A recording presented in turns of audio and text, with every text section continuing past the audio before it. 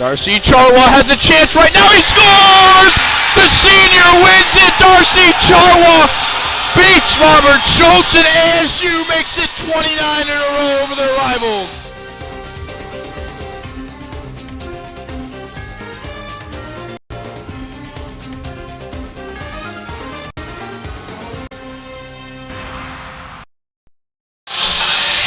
Hello and welcome into Oceanside Arena, the site of this second of the doubleheader between the University of Arizona and Arizona State this weekend. Now I'm Brett Deckert here with Josh Franz and Allison Cummings. Now last night, guys, we saw a tough battle between two cross-state rivals. In the third period, things got a little chippy. How do you think that action will move us into today? It's absolutely going to have effect here today, but a really, really important thing to notice is Zach Holstrom and Ryan Ostertag, who were recipients of some pretty violent hits last night, will not be in the lineup today, as well as Michael Ferreira for U of A has been scratched due to his dirty hit last night. But regardless of that, I do think it's going to come into play 100%. These two teams hate each other. They have all that energy from yesterday here to bring tonight, and although precautionary measures were taken, I'm not so sure it's going to come off successfully. Right, the first thing that's wrong, the first thing that comes into effect is the guys who have played tonight. But we'll see it down the line with these teams. We saw last night 3 or 4 times assistant captains and captains meeting with the refs to try and get them to tone it down, and it didn't work at all. These two teams hate each other. U of A wants to win the first in 34. Arizona State wants to keep that 33-game winning streak going and extend it, so we'll see. But expect a lot of extracurricular activity and a lot of hits after the whistle tonight. As you both said, that third period play has knocked some Arizona State players out tonight with those hits they took. How do you think that will affect the game flow, with Arizona losing some of that depth that they've had? If it affects anything, I think it'll affect the chemistry of the team and of the Lions. Arizona State's an incredibly deep team. I do not think they're going to be affected as much. You're going to see Levas paired up with Hoban here tonight. The first 2 pairings will be relatively the same. The third and fourth line is going to be different. You're going to see McGinty up there with Udez and Burkemper, and then you're going to see Tommy Cooney, Troy Scott, and David Jancy there on the fourth line. Again, it's a very deep team, but I think if anything gets messed up, it'll be in chemistry. Right, I don't think it'll be an issue. As you said, this Arizona State team has so much depth, so maybe we'll see some guys who aren't used to playing with each other, but as this game goes along, they'll figure it out, and the first 2 lines will carry them if need be. I don't see Arizona State having a problem. Goaltender Joe D'Elia had a nice game last night, saving 94% of his shots, but tonight, Coach Greg Powers decided to go with a freshman, Robert Levin, who has looked stronger in practice, according to Coach. What do you guys think that'll change tonight? Do you think getting the experience on the bench last night in this series will help him? I absolutely think that will help him. He got to watch the game, see how U of A plays, see the intensity. The biggest test for him is going to be, can Robert Levin stay calm? That is the big question. We see him have a shutout against Weber State last weekend. It's going to be the ultimate test. Will he perform? I don't know, but all 3 Arizona State goaltenders are very talented. What do you think? Right, I think they are very talented. We've seen that in practice and in the games that we've seen so far this season. Coach Greg Powers said Robert Levin has looked best since day 1. Joe D'Elia getting the start last night because of his veteran leadership and his undefeated record against Arizona, but expect no letdown when the Sun Devils go with Robert Levin in net tonight. Now, 15 penalty minutes last night for the U of A. That clearly took away from their game plan. They came in physical, but maybe went a little too far. Tonight, what's the key for them to stay close and maybe finally end that 33-game losing streak against ASU? You know, the key is exactly that. They're going to have to minimize the chippiness and put the fact that they've lost 33 straight in the back of their heads. If they keep thinking about that, it's going to get to them. They're going to end up playing really chippy. I'd like to see them play a little bit more passively. It works a little bit better against a team as explosive as Arizona State. Arizona State's a much deeper team on paper, but again, anybody can win on any given night. Right, I don't see Arizona State having a problem, as I said earlier, but if Arizona wants to have a chance tonight, it'll have to be on the offensive end. They had some opportunities last night where they didn't get shots on net where they really needed to. As long as they can pound Robert Levin and make him make saves, they'll have a chance. But if they're not putting shots on net, they're going to beat themselves without giving themselves the opportunity. All right, guys, so now as we get closer to game time, what are your predictions? Can U of A finally end that 33-game losing streak? You know, I don't think they're going to end the losing streak. I'd like to say that I'd like to see the competitive game, but I do think it's going to end up being chippy, especially after last night. But my score prediction is going to be about, I'm going to stick with last night and say 4-2 Arizona State. I think Arizona State's going to blow it open tonight. They won 5-1 last night, but left many opportunities on the table. Coach Powers even said he was happy with how his team played, just would have liked to see more shots going to the back of the net. So I'll say 7-1 Arizona State tonight. I don't know, guys. Given the losses of depth on Arizona State, we might see a different outlook tonight. Yeah. Well, that'll do it for us. I'm Brett Decker for Josh Franz and Allison Cummings. Stay tuned for game time in just a couple minutes. Gentlemen, it's time. You've worked very, very hard to get to this moment, and it is now time to show who we are. We are not Tucson. This is Tempe, Arizona. Sun Devils football, gentlemen. The Pac-12, brother. It's time for us to put it on the line and get out there and show them how to tailgate for Sun Devil football. Yeah! Go Devils!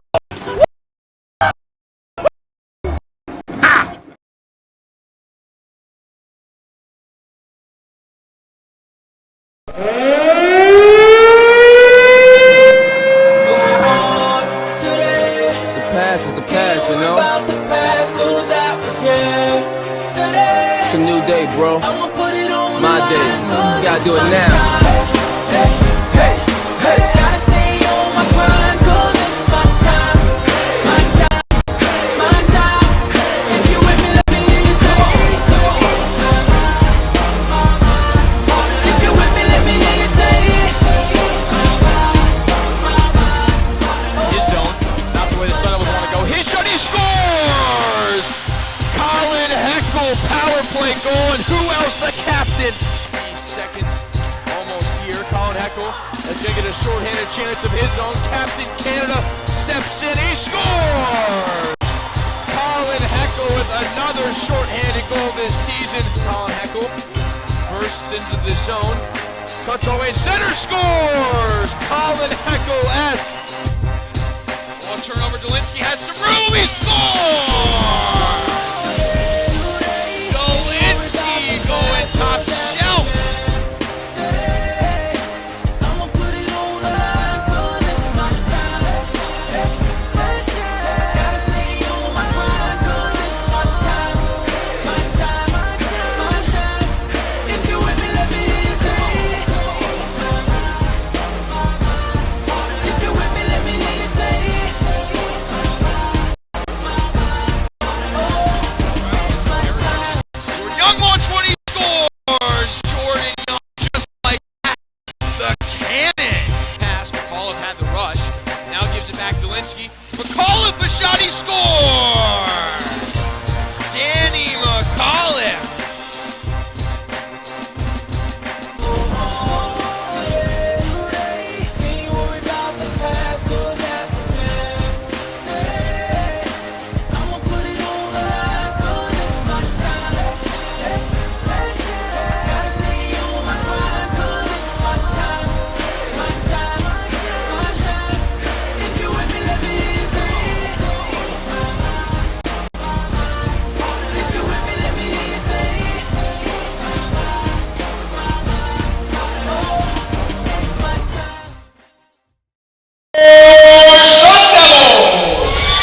Good evening, ladies and gentlemen, and welcome into Oceanside Ice Arena, round 2 of the duel in the desert between the Arizona State Sun Devils and the University of Arizona Wildcats. Nick Merrick on the call, joined alongside my partner in crime, Brett Deckert, as it should be an entertaining one. The Sun Devils 5-1 victors last night against the 20th ranked Wildcats. Tonight, seeking to go 5-0 and get off to that hot start, much like they did in the 2012 season just a year ago. But Brett, certainly things have changed, and it's going to be a little bit interesting with the line. You guys touched on it in the pregame show, but what's the dynamic really going to bring tonight?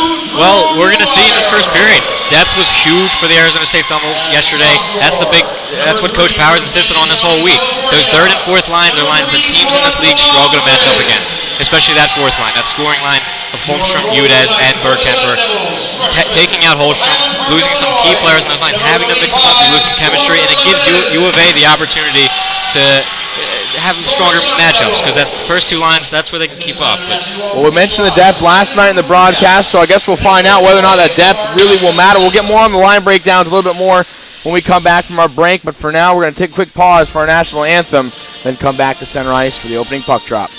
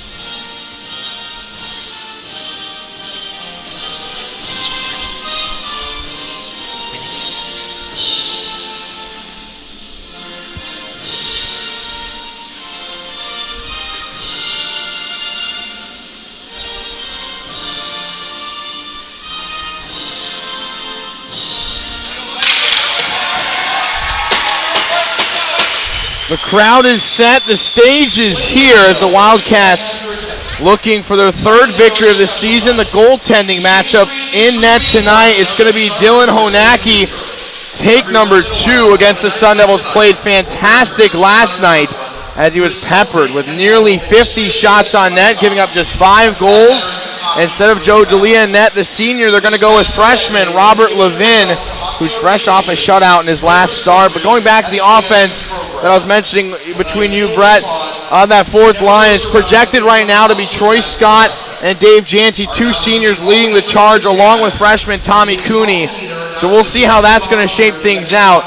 But as of right now, Michael Cummings getting the night off. Sean Murphy inserted back in the lineup in that second line, back with Heckel and Kahn. So if the depth is really going to be a strength for the Sun Devil team this season, they're going to have to show it against the top 20 ranked opponent tonight. Right, it'll be tested tonight. Depth is one thing in games against D2 teams. So once you're playing these Division I teams that are going to match up on your later lines, this is where we'll see. This is where it's going to show how deep they really are. One that was a very good Sun Devil hockey player. On top of that, too, we're honoring Doug Mayer on ice right now with head coach Greg Powers and general manager Ken Lind on the screen. He's been a crucial part of this organization for plenty of years.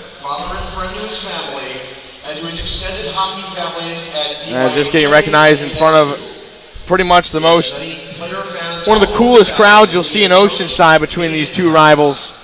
So on a Saturday night, 7:35 out here, Arizona local time. As he's going to be one of the Hall of Fame inductees as well. So plenty of names already on the rafters. Off the screen, never get to see it on the broadcast, but definitely fans and players know when they walk into this, they can't miss that Hall of Fame wall as they walk down towards the locker rooms every day for practice, for game days, anything. That's a great sight with Doug Mayer, getting some thank yous too from the Sun Devil bench. We're just about set, a couple minutes away from the first 20 minutes of play here in Oceanside. Certainly going to be an entertaining one for the Wildcats. Michael Ferreira not in tonight's lineup, so just to reiterate that again before we get things rolling. After Coach Sean Hogan decided not to play one of his veteran forwards tonight. Kept off the stat sheet though, but certainly knows from years past the Sun Devils are well aware of what Michael Ferreira brings to the rink day in and day out. So it should be interesting to see how the Wildcats can handle that adversity. But Robert Wilkinson's going to take the face-off to start things off. He's joined alongside Brennan Parker and Alex O'Dea for the top line. As the Sun Devils win the opening face-off. Back in their own end, Drew Newmeyer trying to get it out of the zone with Brett Blumgren.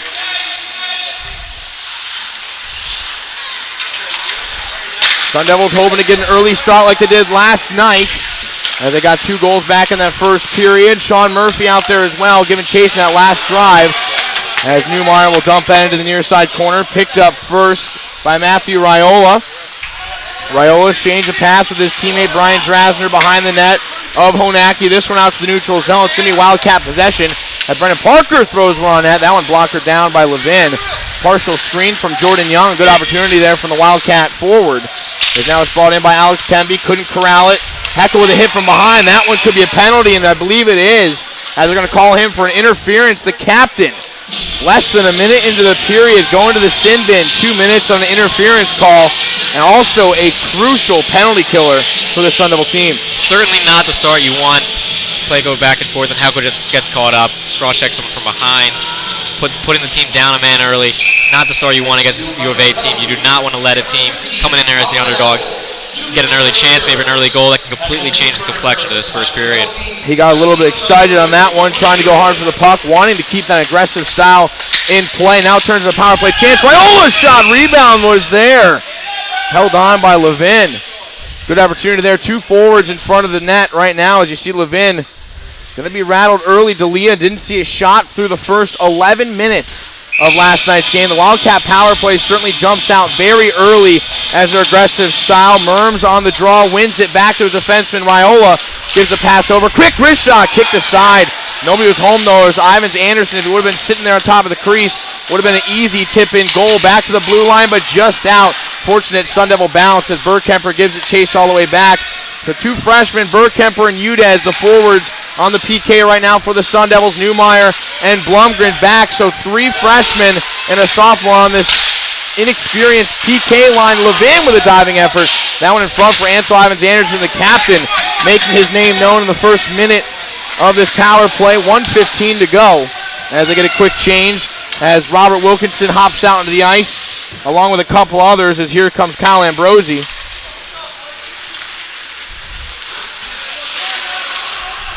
Shane Gleason with some miscommunication with his defensive pairing, Ambrosi. That one tipped back. Could be a breakaway chance. Dolinsky, great job by Honacki coming out. Would have been a one-on-one with the assistant captain and the sophomore netminder. Great anticipation to come out between the pipes and keep that one out of Bay's reach. Gleason far side, onside with Grant Nicholson. That one floated towards Levin as he holds on. 40 seconds remaining in the power play, but the Wildcats, Brett, certainly getting their shots earlier in this one as they're already ahead of the shot total 5-0 on the Sun Devils. That's what penalties will do for you, especially when you've got some different guys out there. Not the usual dominant penalty kill team we've seen from ASU this season.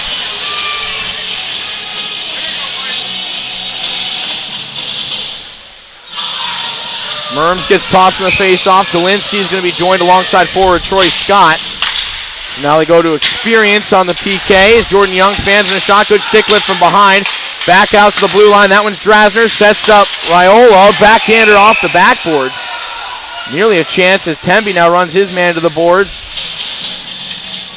As we'll get a whistle, but almost another opportunity there. Parson-esque from a year back as Raiola just trying to create some offense with Ivins-Anderson. But Merms, Ivan-Anderson looking good thus far in the power play.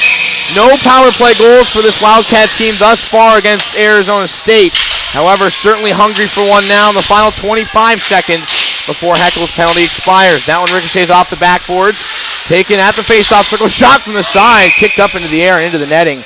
17:27 mark of the first period. 15 seconds remaining in the power play. Yeah, an impressive start on the power play here for U of A. Just throwing pucks to the net, something they struggled with last night. As you said, first 11 minutes of the game without a shot last night. They had some good offensive pressure, but couldn't get the puck to the slot. Here they're having success. They're moving the puck around, and they're throwing shots in the net. Eventually, something's going to go in. What do you think about the puck movement thus far for the Wildcats in the offensive zone? It's impressive. They're calm. They're crisp passes. They're making the right passes. They're getting the puck around, and when they have an open shot, they're taking it. Deflecting the puck. There's two guys in front of the net. They're playing well. Exactly right there. It's back to full strength as Heckel. So despite the Wildcats doing a good job during that power play, Sun Devils 1-for-1 on the kill tonight. Udez takes it at his own blue line. Pass cross ice intended for Brian McGinty. That one was behind him. Ivins-Anderson will take that one up as Levin sticks it down. Now the Sun Devils are going to start their rush. Blumgren is going to do it himself. He has McGinty in front. Drops to the side. Patrick Udez has a man trailing. Not there, though, as it's intercepted by Grant Nicholson, the lone goal scorer last night for the Wildcats. McGinty pinned up against the corner. He kicks it around the boards. Two Wildcat forwards over there. Burkemper is going to meet them. Now Udez tries to get involved in the action. Eventually wins that battle as the Sun Devils still have possession, but they're battling for it. Burkemper on his backhand. Knocked off the puck. Good job by Dane Irving behind the net. Over to the slot intended for McGinty. That was a backhanded push from Newmeyer just to keep it into the zone. There's now bodies flying. There's a hand pass out on a good job by Alex Vasquez really selling that one before he's able to push it to safety. Couple of fresh skates out. Gleason, Efforts, Morgan, and also Ambrosi. These jumble lines, we're seeing a little bit less chemistry out there, a little less crispiness there for ASU lines right now. They're struggling to get something going in the offensive zone.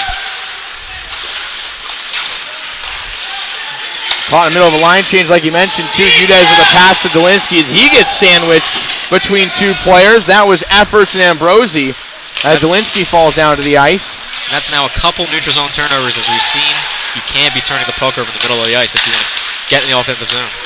Crisp passing is what it's going to take to get the offense rolling for either squad. Troy Hoban playing tonight in lieu of Brett Preckle.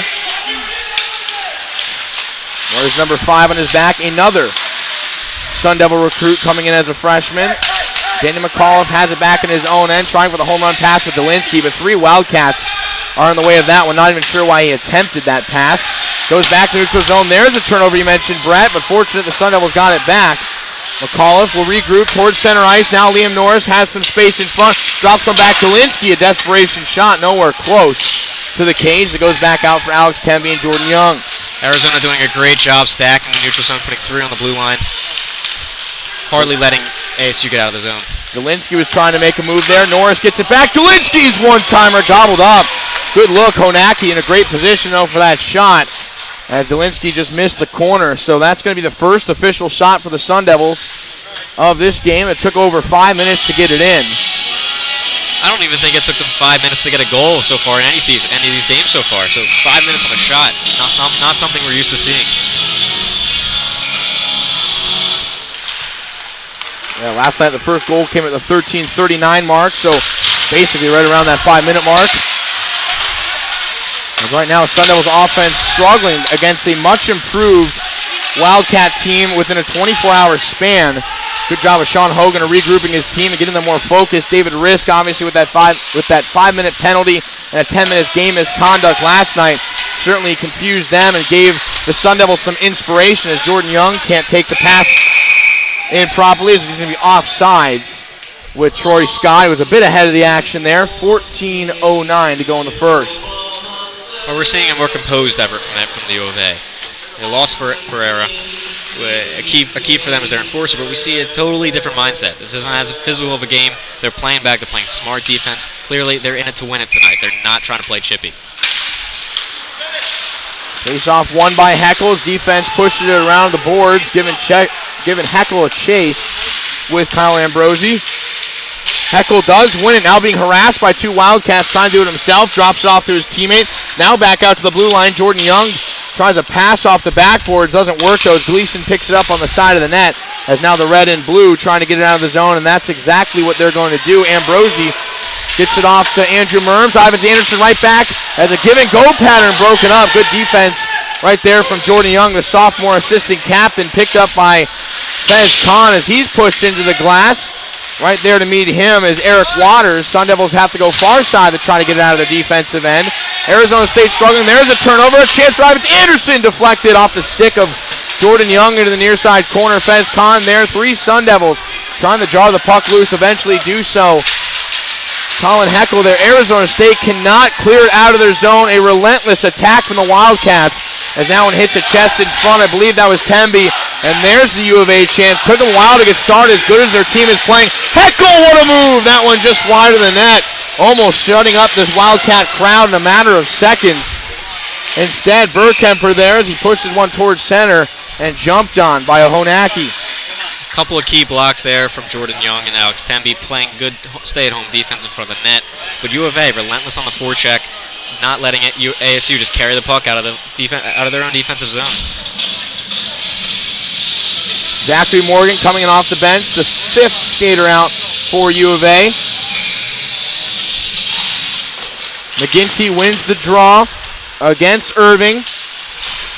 Now trying to battle for it, though, as the Sun Devils have to go back and forth. Burkemper, a big hit there on Irving. That one knocked the stick off. Fortunate Irving tried to sidestep it a little bit. Otherwise, that would have been targeted right at his chest. Now a 2-on-2 break the other way. Zachary Morgan has a drop pass available. Good defense and aggression by Drew Newmeyer. That one caused a turnover. Patrick Udez will take it the other way. 3 freshmen into the zone. Burkemper looking for the rebound. The shot goes high.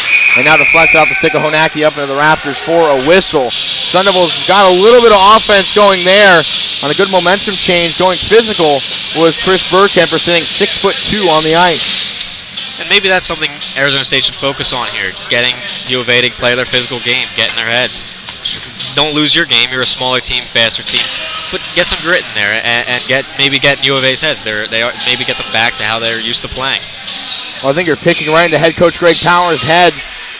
He loves to see his team play discipline, but still have that little edge to their game. Just because then the intensity rises between the two teams. And especially if Arizona State can get U of A to be undisciplined like they did last night a little bit.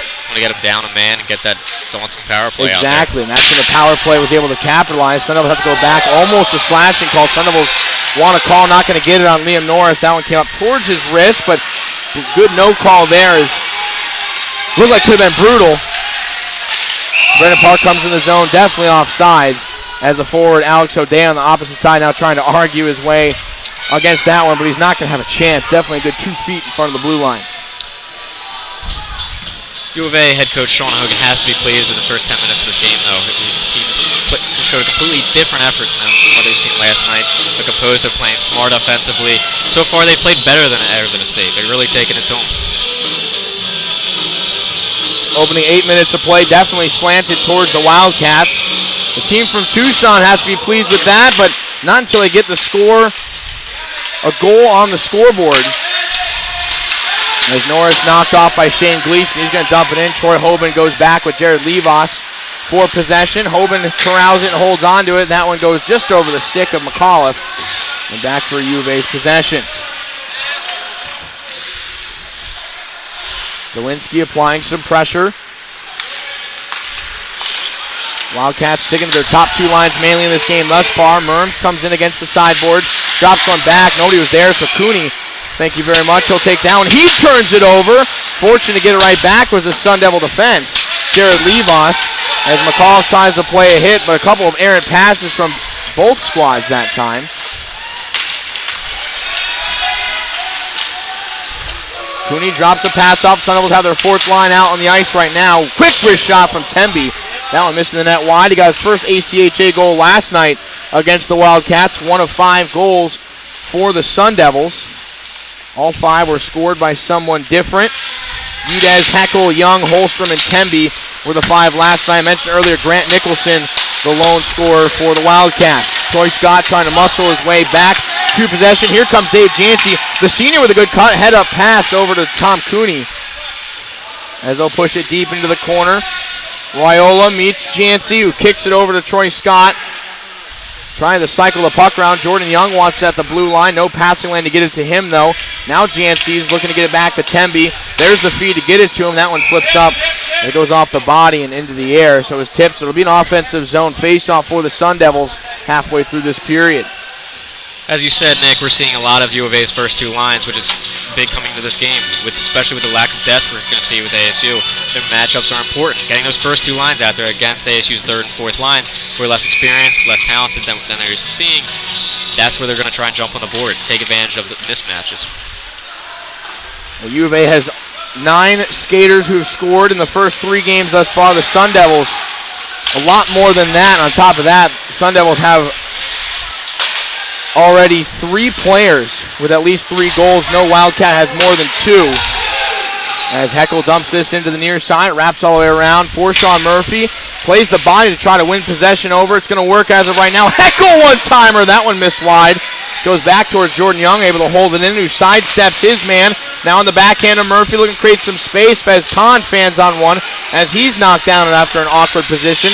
Now back towards center ice. It's a one-on-one with Temby and Morgan. Zachary Morgan, not much room there as Temby played the positioning, and Levin will jump on it. Still scoreless in the first, but definitely an aggressive game out of the gates.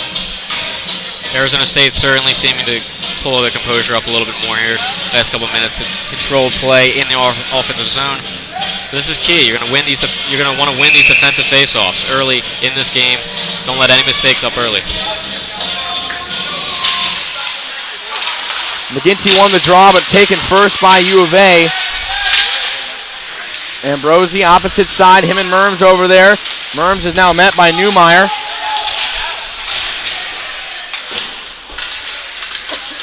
Big scrum against the boards. Eventually the Sun Devils jar it loose, and that goes back towards center ice. Big game 2 off the ice for the Sun Devil team. The football team, that is, playing in Dallas, 27-27 with 8 minutes remaining in the 4th.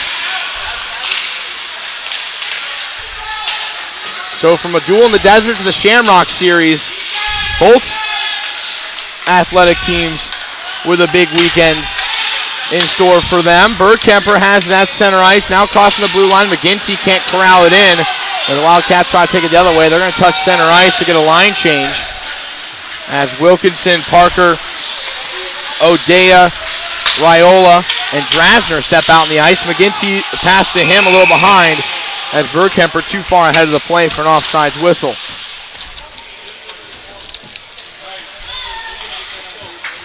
Taking a look at this line, though, of Wilkinson, Parker, and O'Dea. 4 goals combined between the three, Can't do my math apparently, but 4 of the 10 goals came from this line back in the opening weekend against the Ice Jacks. The shot just past the blue line, gloved down by Honacki. But definitely a threat. Ansel Evans-Anderson, the captain of the other line with Andrew Merms. They connect for 3 goals. So we had 5 skaters having 70% of their goal production. Compared to a team like ASU with the depth, their second leading line is their 4th line, with missing Holstrom tonight, but Holstrom, Bergkemper, and Udes. 4th line, typically a line you see out there as a pace line, and they're contributing 18 points so far altogether. McAuliffe takes it off the boards. Sticked aside from the Wildcats. Dolinsky does a nice job of holding it in. Hoban wants opposite side. Knocked down by Dolinsky. He's hoping for the deflection in front, about 10 feet in front of Honacki. Sun Devils surrender possession. Hoban has his own blue line. Risky pass for 2 Wildcats right through center ice. Dolinsky's shot. That one right into the body of Honacki. For an easy hold. No rebound control. Nice job by the sophomore netminder. Sun Devils starting to get their more shots on goal. Only 4 thus far unofficially. That'll be about 7 minutes and 30 seconds to go in the first. Well, we're starting to see that the ASU team that we're used to seeing. They're controlling the offensive zone, they're dominating play, and they're not letting U of A control the puck all through the neutral zone into their own offensive zone. Better job of the Wildcats on transition, too. You're going to wonder if they're really going to regret not scoring as early as they did in the game. Pushing their first lines to stay out for extra shifts, getting them tired. They missed their opportunity. ASU might try to really bounce on top of it here. I agree. I think it'd definitely be a win for the Wildcats. On top of that, if U of A goes up 1-0 in this game, hell may break loose for both the fan base and the team bench and morale as Fez Khan's wrist shot. That one missed the upper corner. Goes over to Colin Heckle, able to hold it in. Great job by the captain. 3 Wildcats caught out of position. There's a huge hit into the boards. Matthew Raiola knocks down a man. And we'll see if he gets back up. Slow to get up, though, is the Sun Devils. I believe that's Jared Levas. He does come up, though. It's a pretty big frame on him as well. About 6'2", 190 pounds. Players in there are starting to share some words. There's some of that tension we all know and love in this series. I'm sure it'll make an appearance at some point in this game, especially later on, as now they won't see each other again until December. It'll be interesting to see as well how these 2 programs have changed in just a span of 2 years. It used to be so chippy and nothing really mattered. The penalty minutes were just galore. And now all of a sudden it's 2 very disciplined programs thanks to Hogan and Powers and the work they've done with their respective schools out in Arizona. Good patience to help get it out of the zone. Heckle trying to cut that one off. Instead, turns into a 2-on-2 the other way. Ansel Evans-Anderson, great move into the zone, stuffed by Levin. Not out, though. Shane Gleason, deflection snared by Levin. Temby may have gotten a piece of that one. Great slap shot from Shane Gleason, trying to show why he was the ACHA Defensive Player of the Month with that cannon.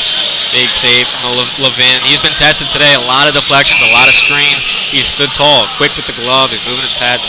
Showed confidence in there for a freshman in his first big game like this. He comes into the season 2-0, a .66 goals against average, 95 save percentage.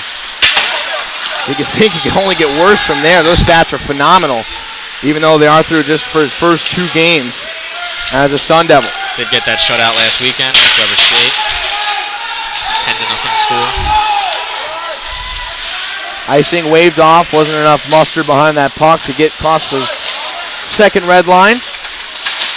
Bergkemper's outlet pass to McGinty is knocked down.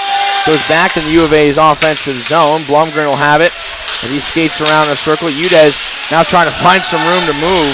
Ran into the body of Brian Drasner. Now it's going to be right in front of the bench. A check comes from McGinty as he plays a hit on efforts. Newmeyer at center ice. Backhand is knocked down as well to McGinty. So the Wildcats are really disrupting the passing lanes of the Sun Devils in this first period. That's why Arizona State has struggled to get some offense going. They thrive on the fast break. They thrive on moving the puck quickly through the neutral zone and using their speed. They're not a physical team. They're smaller, and they focus on that. They use that to their strengths, and they're not getting the same opportunities they had today. Sun Devils looking to go 3-1 this weekend between the D2 Elite team and the Division I team, as the Division II team moments ago split the series with the NAU Ice Jacks after beating them 4-2 earlier this afternoon. The same Ice Jacks team, the Wildcats, beat 5-1 and also 5-3 just a weekend ago.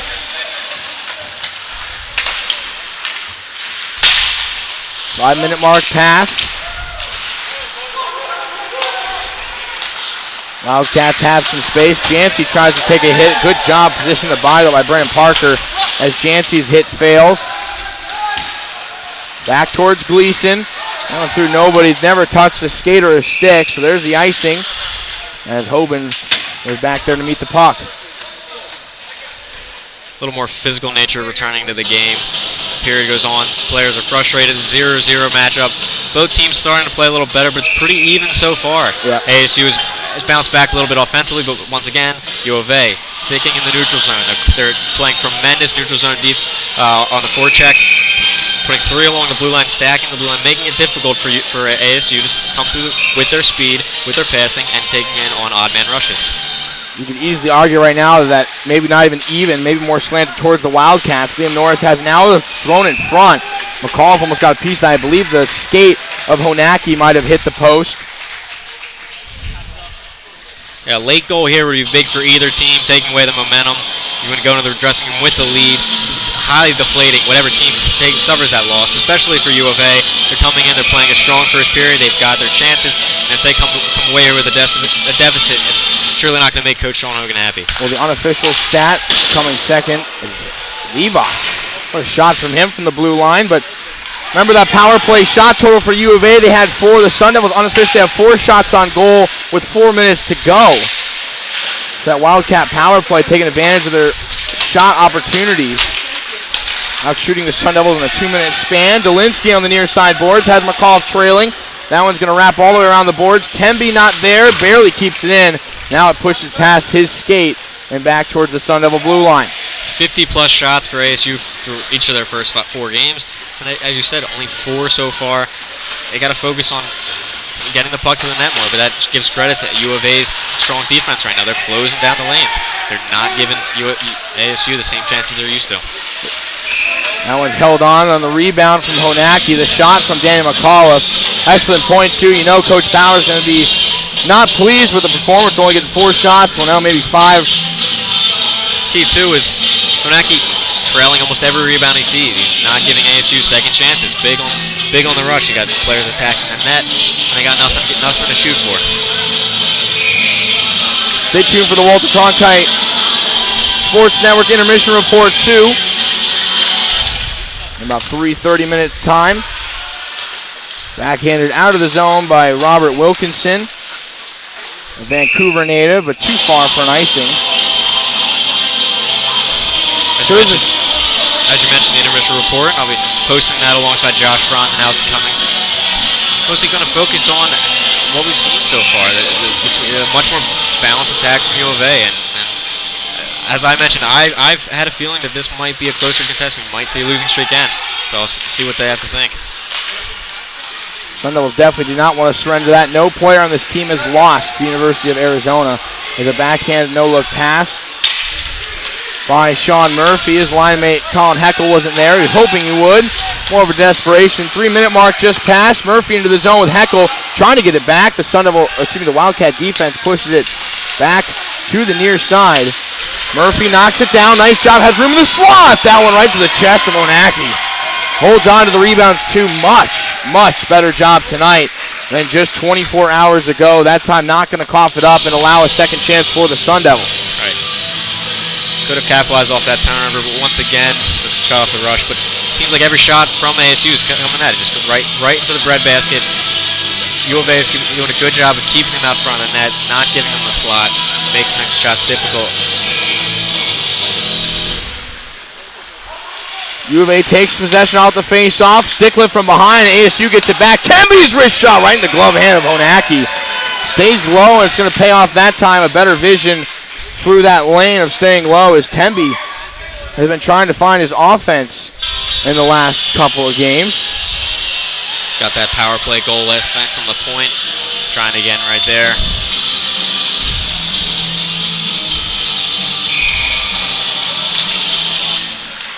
Heckel on the draw, loses that one to the Wildcats after he got tangled up at the circle.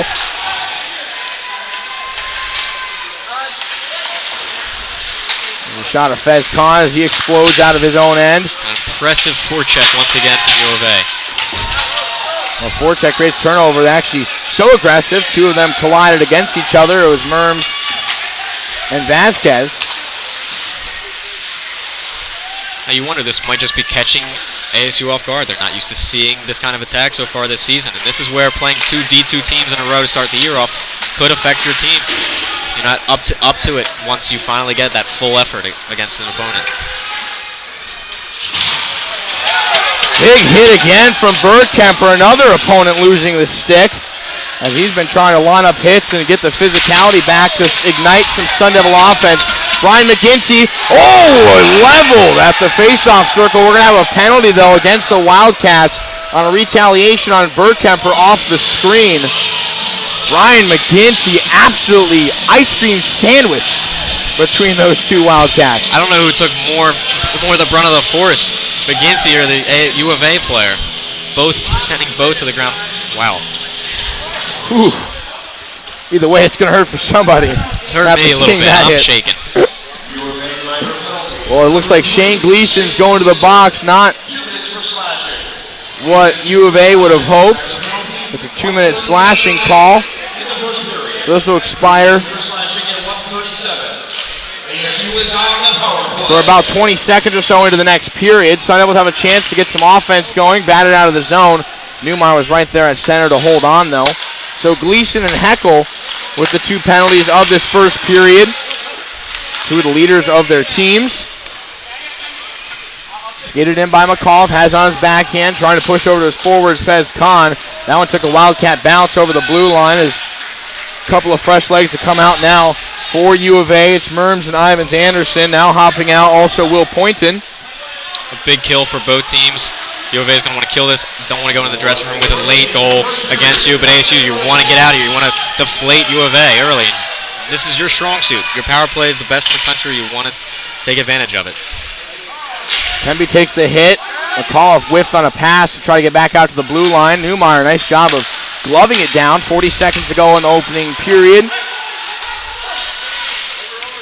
Liam Norris gives a pass back. McAuliffe trying to get a head start into the offensive zone. Another big hit on Fez Khan from Andrew Merms. Norris drops one back for Newmeyer, spins out of a hit, has it tangled between his skates. Final 30 seconds to go in the first period. Now Levin's leaving. It's going to be another delayed penalty as Andrew Merms loses feet. Temby has it, as now we get a whistle. We might have a retaliation penalty as well on the Sun Devils, so this might have came from a 5-on-3 into now still just a one-man advantage. If a Sun Devil goes to the box, I believe that's what they signal for Drew Newmeyer as he's now being escorted over, so maybe he's gonna be the lone one. It was interesting because Robert Levin left his net. He let the play go on, so here he goes. There you go. Now they have it straight, so at the 16 seconds to go in the first period. A couple coincidental penalties. Very unlike this ASU team, a retaliation penalty. Something Coach Powers hammers out as discipline. On U of A, number 21, Andrew Mervis, 2 minutes for boarding. Timeable penalty, 16 seconds remaining.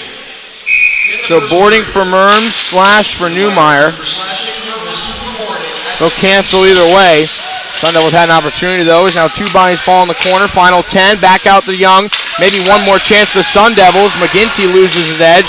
Bats it into the zone. That's going to be cleared to safety as the final seconds will tick off here in Oceanside. A scoreless first period of play between two historic rivals in the state of Arizona. Sparky against Wilbur. Knotted at 0. after the first 20 minutes of play. Thursday, October 24th at 8 o'clock. Right here against After that, Brett, we saw a much changed Wildcat team for sure, as they look to get back on the right track and hoping to win the second period and find that scoring column. Certainly, and an impressive penalty kill there to end the period. Huge for the U of A. There'll still be 23 seconds left when we head into the second period. That's much easier to kill off. We'll see if KCFA can actually grab somebody from the locker room, because you know Coach Powers isn't going to be too pleased with the team's performance of that first period. After that was, correct me if I'm wrong, I believe that's the first period the Sun Devils have gone scoreless this season. So 3 games in. And on the fourth one, the opening period, not the way they would have hoped. Might have Jordan Young coming to join KCFA. Have got a quick start back to the locker room, but 0-0 the game. And we'll get a fresh 15 minutes to regroup for both teams in the locker room. But on that note, let's hear some words of wisdom with KCFA and Jordan Young right now. Jordan, the defense has only allowed 3 goals all season. How have you guys managed to keep that number so low? Just good goaltending, good defensive zone, boards back checking hard, so it's just team effort. Now, a lot of the great defensemen on this team last year were seniors. How have the new recruits been at filling the shoes of guys like Parson and Clark and Charwa?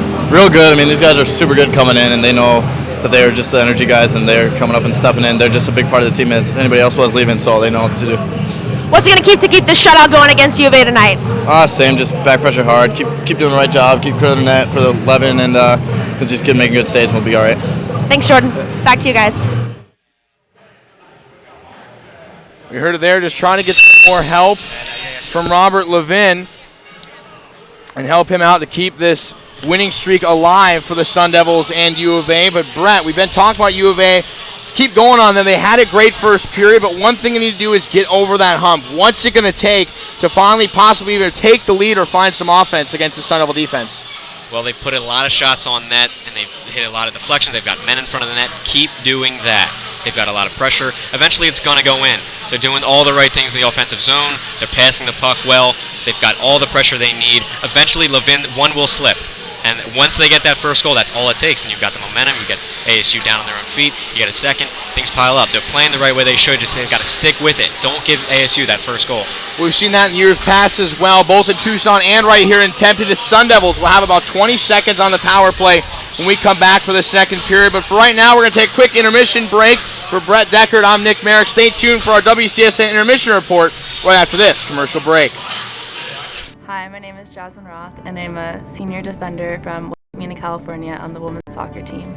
I'm studying biochemistry. I'm also a member of Barrett Honors College at ASU.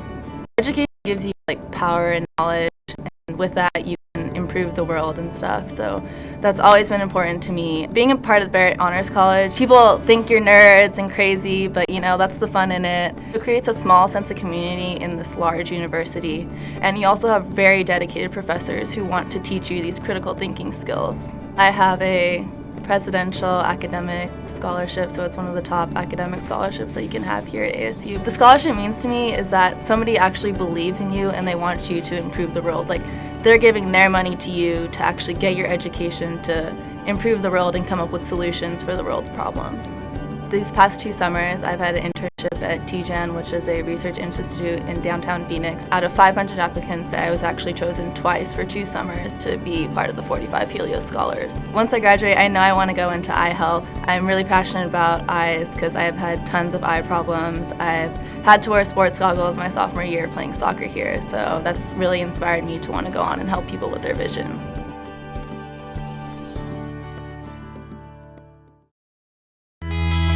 When you support AID, you're doing more than supporting the programs you love. You're supporting possibilities.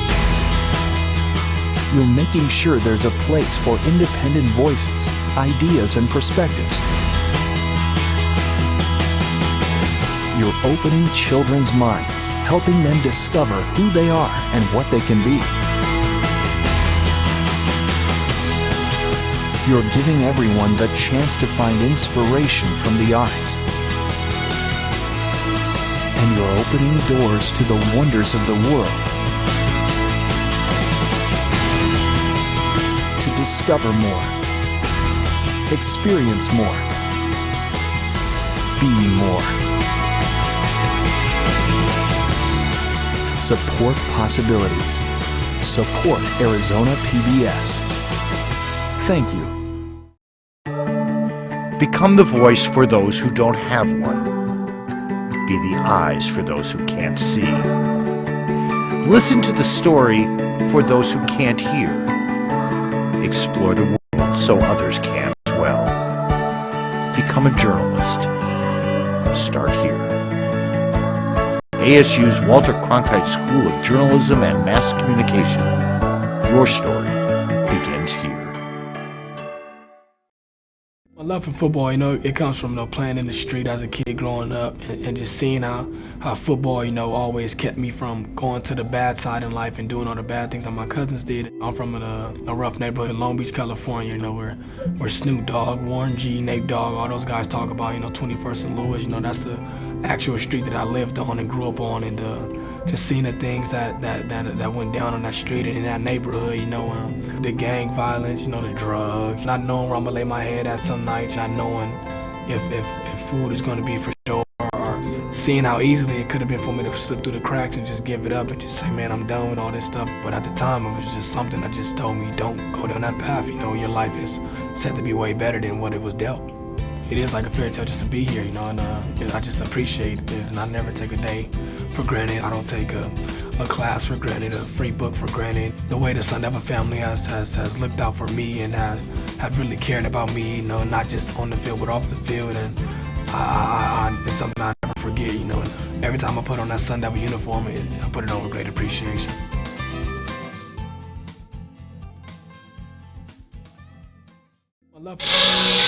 Welcome back into Oceanside Arena. First intermission of a deadlock game, 0-0 on the duel in the desert between Arizona State and ASU. I'm Brett Decker with Josh Franz and Allison Cummings. Guys, this first period, 0-0.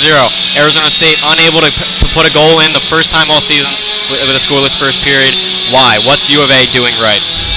Brett, first of all, I want to say this is a type of rival match that we thrive off of. What a good match. But Arizona State, I don't know if it's the Lion chemistry or whatnot, but they're getting a little bit sloppy out there. I like to see them play a little bit neater. But I also want to compliment U of A in that sense that they're doing a very good job. High energy right out of the gate, and I think it took Arizona State back by surprise a little bit there. Well, I think you do have to compliment the defensive unit for the University of Arizona. They're forcing Arizona State to be further away from net and not get inside. Arizona State's most successful when they can get in the slot and work around that area to get shots on net. They haven't been able to do it, and possession has really been controlled by Arizona for the most part, just like we saw in the second period yesterday. Arizona State needs to control the puck, set up their offense, and get to the attack mode. And it's safe to say that U of A did dominate the majority of that period. The first half, at least alone, they had the most shots, hands down. As you said, Josh, U of A playing great and keeping ASU out of the slot. Any team is going to succeed more. They're taking those shots in the center of the ice. So now, as we saw in that first period, a little more disciplined hockey. Up until the last couple minutes, only one penalty early on from Colin Heckel. How do you think that'll affect the rest of the game? Will we see a little more physical nature pop out as this goes on, especially as it stays a tie game? Well, since it is a rival match, I do anticipate there being more physicality, but I'm confident that Coach Hogan and Coach Powers both are telling their team to remain calm, don't do stupid penalties, and just win the game. And I think both teams have that mindset right now. They're trying to not go overboard on physicality, but again, these two teams hate each other. We saw that last night, and I think it is going to pick up a little bit by the third. Right, more than anything, these two teams want to win the game. Hurting each other is really second nature after trying to put points up on that scoreboard. So once they figure out who's going to win the game and it's really settled late in the third period, or earlier like it was last night, that's when you see the extracurricular activities and the physical nature that comes after the puck. And really that's when the penalties start. If they're going to be physical, if they're going to try and hurt each other, it is a rivalry game. So expect to see a lot of hitting, but not a lot of illegal hitting just this early. Especially if the game gets out of hand. That next meeting not until December, so they've got 2 whole months. They're going to want to get some of that aggression out right away. Now in the locker rooms, Sean Hogan for U of A has got to be pleased, but a little disappointed without getting that goal to put ASU on their heels. And Greg Powers of ASU cannot be pleased with his team's first period of play. What are their adjustments moving forward? Well, as far as adjustments, I think U of A is going to have to continue to take shots. They're taking the shots. They just need to keep putting pressure on the Arizona State defense and try to get them to crack a little bit. But I do want to compliment really quick their penalty kill. The last penalty kill, U of A did a fantastic job shutting down Arizona State's offense there in the last couple seconds of the period. As far as Arizona State, I like to see them find better chemistry. I know the lines are a little bit different, but if they find the chemistry, they can find each other. I think they'll perform a lot better. Right, Hogan has to just tell his team, keep doing what you're doing. Everything's working right now for Arizona. You can't ask players to make shots. You can only ask them to take them, and that's what they're doing right now. With the controlled possession, they're getting shots on Levin. He's been doing a good job in net. Now, if you're Coach Powers, you have to tell your Arizona State team to be more aggressive. Try to control the puck possession and to maintain possession in that attacking zone. Until they do that, they're not going to get a goal on the board. Right, Levin strong in net, but ASU only throwing 7 shots on the board compared to their over 50 in each of the first four games. Now moving on, that's the end of that'll wrap us up for this second for the first intermission. I'm Brett Deckert with Josh Franz and Allison Cummings. Now we're tossing it down to Allison Cummings and get to know Alex Tenby. Hello and welcome into Health Frozen Over. I'm Allison Cummings, joined here with Alex Tenby. And so Alex, how's your ASU experience been so far for you? It's been great. It's been a lot of fun. Obviously getting back into school is, it's definitely a process, but the hockey part of it is just great. Right. I'm having a lot of fun. And you've had time to get to know the guys a little bit. You actually know Michael Cummings and Jordan Young. How are you meshing well with the team right now? I'm meshing well. I've known Jordy since Pee-wees. I played with Cummings in Fairbanks, as well as Patrick Udez. We played together since we were about 12, so we're good friends. Oh, nice. And how is it being paired up on a line with Jordan Young? It's great. I mean, he's obviously a very good player. It's an honor playing with him. I think we can, once we get back in the full swing of things, we'll be able to make some good contributions to the team. All right, and what's the absolute craziest thing you've learned about one of those three since you've known him? You've known him for so long. What was that? Something crazy you've learned. From Jordan? Yeah. Ooh. Something crazy? Put me on the spot. No superstitions? Nothing a little bit weird? No, I can't think of anything. Nothing at all? Yeah. Yeah, so are you excited for U of A this weekend? I am. It's a real good tradition. It's obviously a good rivalry. We're just looking forward to having them in our barn and performing well, playing our game. Right. And looking back on last weekend, it was your first weekend back from an injury. How did it feel to come back and perform so well? Oh, it felt good. It felt really good. It was obviously a long road to recovery, so getting back on the ice was definitely a lot of fun. It felt good. All right. And what's your best advice going into this weekend? Best advice? Best advice. I think we just need to focus on the task at hand. Focus on U of A. They're obviously a good hockey team, and we just need to play our game, and we'll be fine. All right, thank you very much. Best luck to you this weekend. All right, thank you. Thanks for watching Health Frozen Over. For Alex Tenby, I'm Allison Cummings. Think about what you imagine yourself doing. Think about what you want your life to do. Think about what you want your life to mean.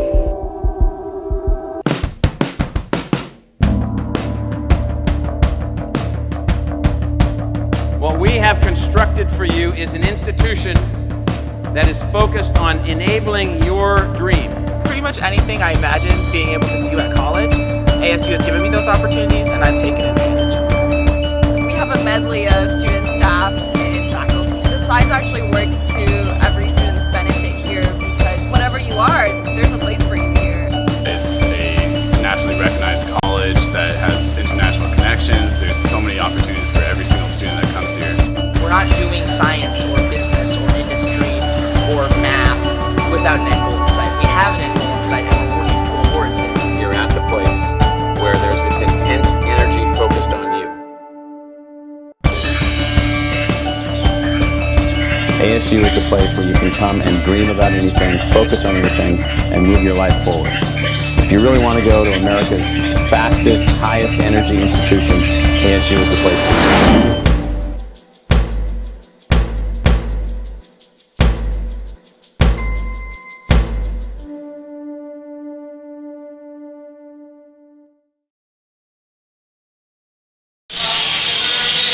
Welcome back to the second period. The teams hitting the ice for the second 20-minute period.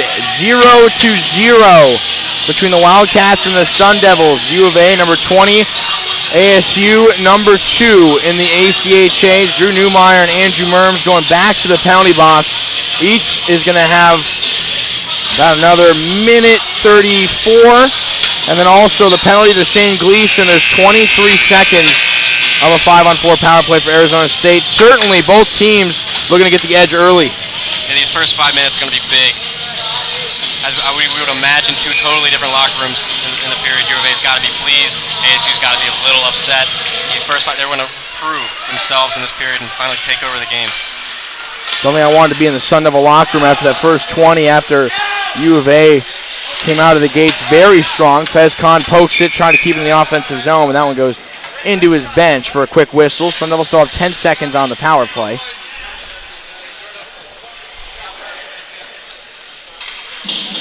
So at the end of the last period, a strong penalty kill from U of A, managed to keep ASU in check. They had 2 power play goals last night on 15 total penalty minutes on U of A, but a good start tonight for Arizona.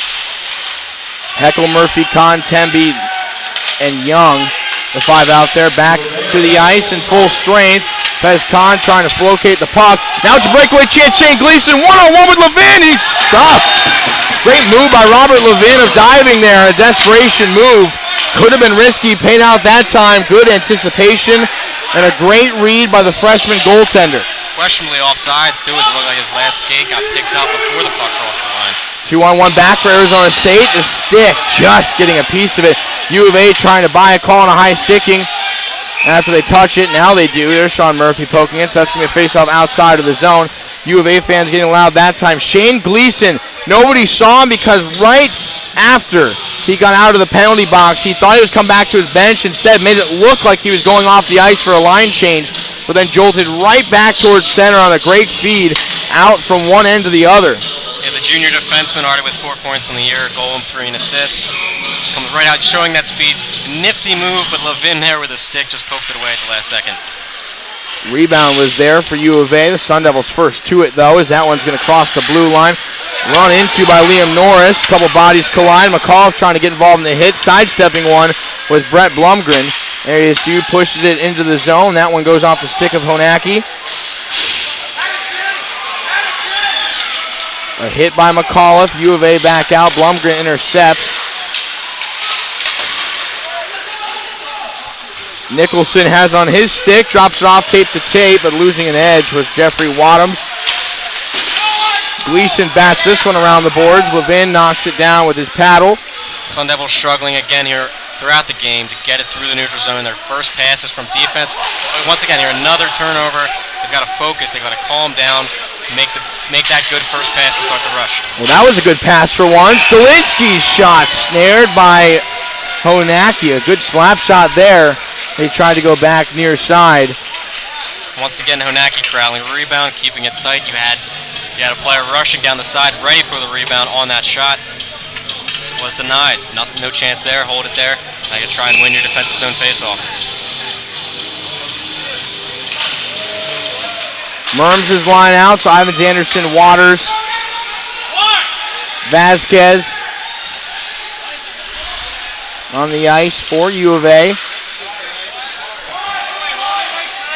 Said they've got their first line out against ASU's third line. Some of the matchups we're seeing, double shifts, trying to take advantage. Levos peels away, thought he was going to chase that one down to the corner.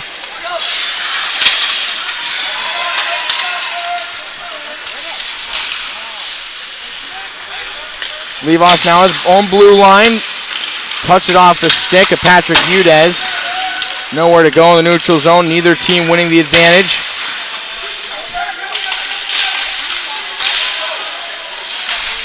Brian McGinty finds that Burkemper. That one's taken away by the Wildcats. They just have a good job. Much more speed and better anticipation on the Sun Devil team after seeing them for the first time. That's why these two teams always play close games no matter when or where the situation is. Exactly. Arizona's anticipated very well. They've got more players on the puck, just as a matter of fact. They've got an extra guy there every time. They're winning those battles. They're winning the loose pucks they need to get. Big slap shot by the freshman Robert Wilkinson. He missed high on the top crossbar. And when ASU finally gets the puck in the zone, Arizona's doing a great job of attacking the puck, getting 2 sticks in there, disrupting the play, and not letting ASU dictate their own offensive zone play. Levin knocks it down. 16:25 to go in the second. Still scoreless between these two rival schools. Sent around by Drasner, but a whistle called as well as center ice face-off. Well, more of the same here to start the period. Not much flow for ASU. They still can't seem to get that chemistry going. U of A still playing some strong defense. They're clogging the lanes. They're sticking up top. They're following the puck, attacking the puck well. It's an impressive effort. Whatever Greg Power said to his team, maybe it didn't work.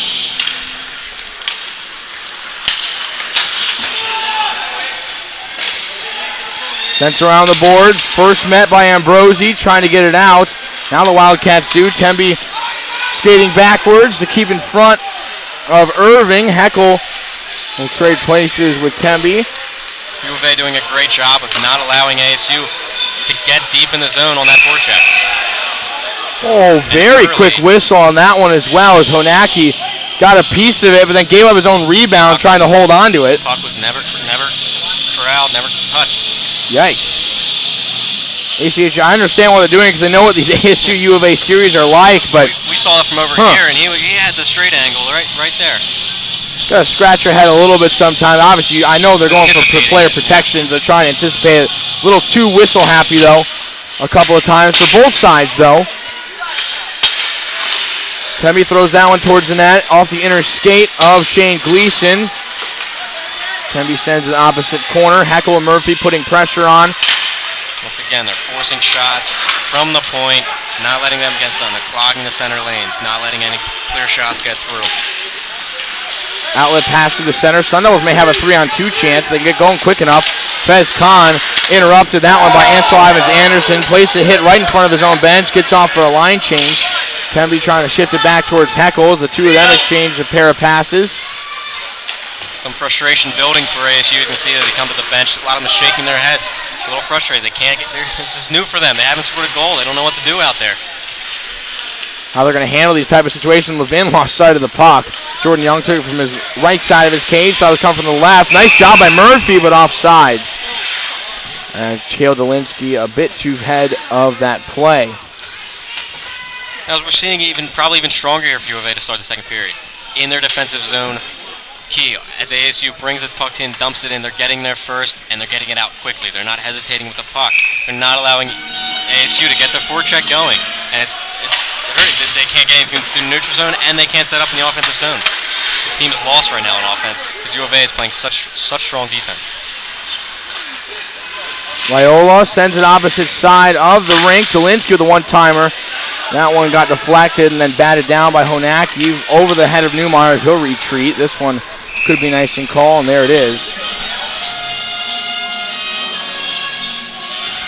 So we're over 5 minutes into the second period. Neither team finding the back of the net.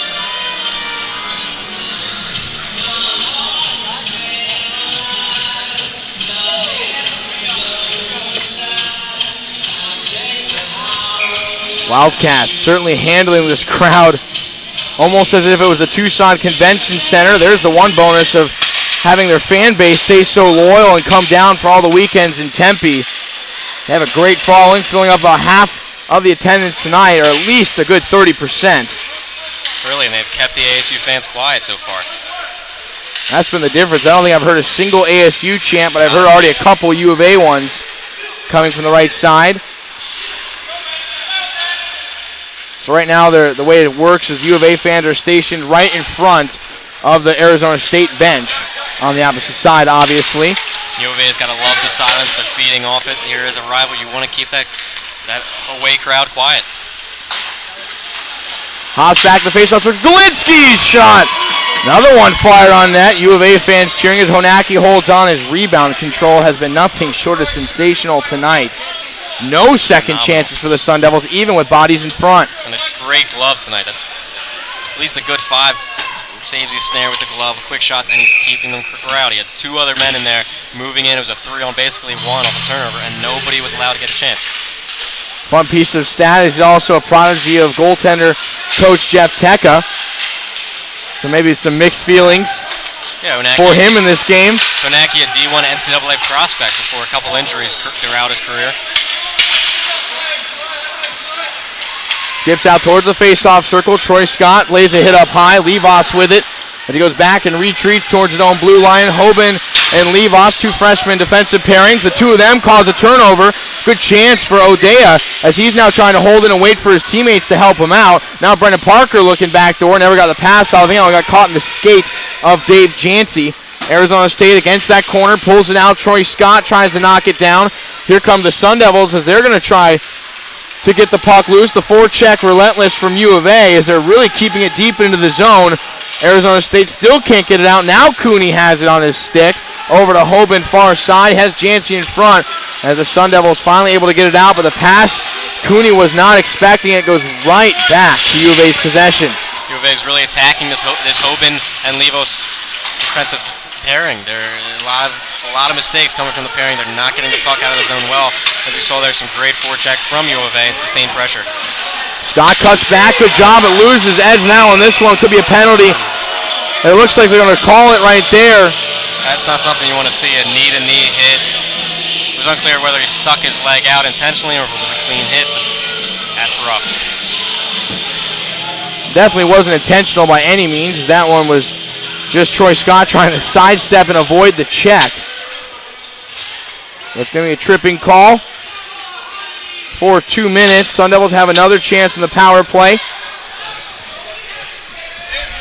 Currently 0 for 1. Both sides have one opportunity back in the first. If this is where they're going to get on the board, this has got to be it. This is their time to jump on the board and take control of the game. This is their power play.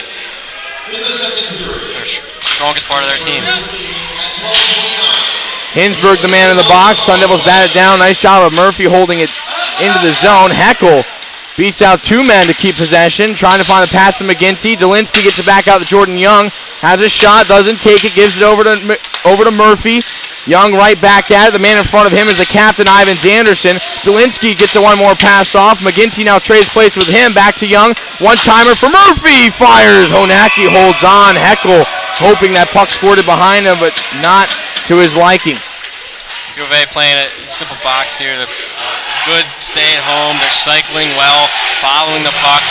You hear the U of A fans they're alive now. Really getting on their team here on the penalty kill.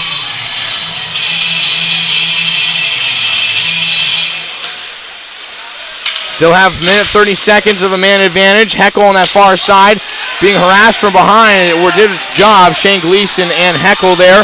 Now Gleason picks it up. He's going to skate it into the zone and just trying to pin it against the boards, where he throws a shot on Levin. And now we'll retreat. Koiser, Wadhams, Gleason on the ice for the Wildcats. Right there also Ambrosi as he pokes it loose from Heckel.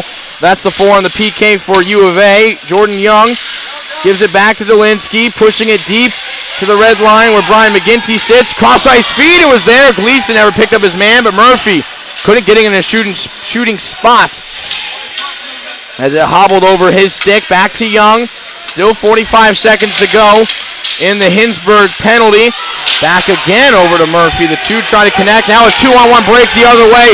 Wildcats have numbers. Jordan Young back. He's going to hit the ice. A shot. That one kicked the save by Levin. U of A going short-handed. Now it's a 2-on-2 rush. Excuse me, a 4-on-2 rush the other way. Murphy drops him back for Connor. Wrist shot off the top of the elbow. Not in. They dive on front. Hinsberg in the penalty box looks in dismay. Honacki jumps on it. They're going to wonder whether that one went in. Fez Khan thinks he has a goal. Mighty close. McGinty jumped. Holy smokes. That could have hit the back crossbar, not the front. The way that bounce took, if it was a little deep. Close call there. Times like this, we could use some video replay. We'll be quiet there. You probably hear it over our mics. There's the U of A chance. They're pleased. Yeah, an instant replay may not even be able to help us with that unless we had a camera on top of the net looking down. That was unreal. If you want to take a look back, though, right here on the CronkiteSports.com, just put that playhead back a little bit. You guys be the judge. As you do have your own instant replay access at home, you can catch up during the intermission break if you don't want to miss any action of hockey. So just scrub that playhead back And you can voice on our social media sites at Cronkite Sports on Twitter or on the Walter Cronkite Sports Network page or on the website. Either way, as a shot deflected, 2 seconds left in the penalty. Tembe drops back to make sure they don't have another odd man rush. Newmeyer's shot, where was that one going? That goes about 10 feet into the air, into the netting, and out of play. Looks like he was trying to change the scoreboard himself, directing the puck right at that home 0. And maybe a better strategy if you hit the puck between the 0, maybe it'll go up to 1. Little pity vote for the Sun Devils. It's a very strong penalty kill here from U of A. They, towards the end there, they slipped up there. 2 backdoor passes that could have easily went in. But missed the stick for Arizona State. No life either from this Arizona State fan base. Probably the most dead I've heard and we're seeing in a few years. Players don't seem to have that same confidence. Definitely different when the lines are all broken up. Trying to get a tripping penalty with Burkemper. McGinty has it behind the net. Drops a pass off to the blue line. Ritchie now with space. His one-timer. That goes off the stick of O'Dea. Back to Burkemper looking for a feed back towards his blue line. Not there as O'Dea blocks it. Now a centering feed. Poor pass and it's intercepted. O'Dea quickly the other way with Brendan Parker. Oh, excuse me. That was Robert Wilkinson. Number 27, not number 7. Into the zone. Gleason wants it back at the blue line. Not going to get it. Wilkinson will have it back towards the backboards. Ritchie with his first shift tonight. Trying to play his body positioning to hold on to possession. Udez now digging for it. Eventually kicked loose. That last one goes off the stick of one of the U of A players. Ritchie picks his stick back up from the ice. Here is something we haven't seen ASU struggle with, puck control, but U of A, they've got a man there every time. They're attacking the puck, not giving ASU anything easy. Udez with speed, able to beat it out. Good job by Udez creating a turnover. His shot, rebound from McGinty, just wide. U of A fans stand up in celebration of that stuff. Tembe back over to Jordan Young, has a wrist shot there. Udez slap shot, that one missed the net wide. Udez, Burkemper are the 2 reasons for this play to even develop into what it was. This one goes down the length. Delayed icing, but never beat it out, has never crossed the line. Trying to go backdoor on Levin. That one got caught on the back of the net. Kept in by Hinsberg, opposite side. U of A with the attack behind the net. Snagged in front, backdoor chance. That one just missing the far post. Could have been danger for the Sun Devils. 8 minutes and 30 seconds remain in the second. Scoreless game in this desert duel.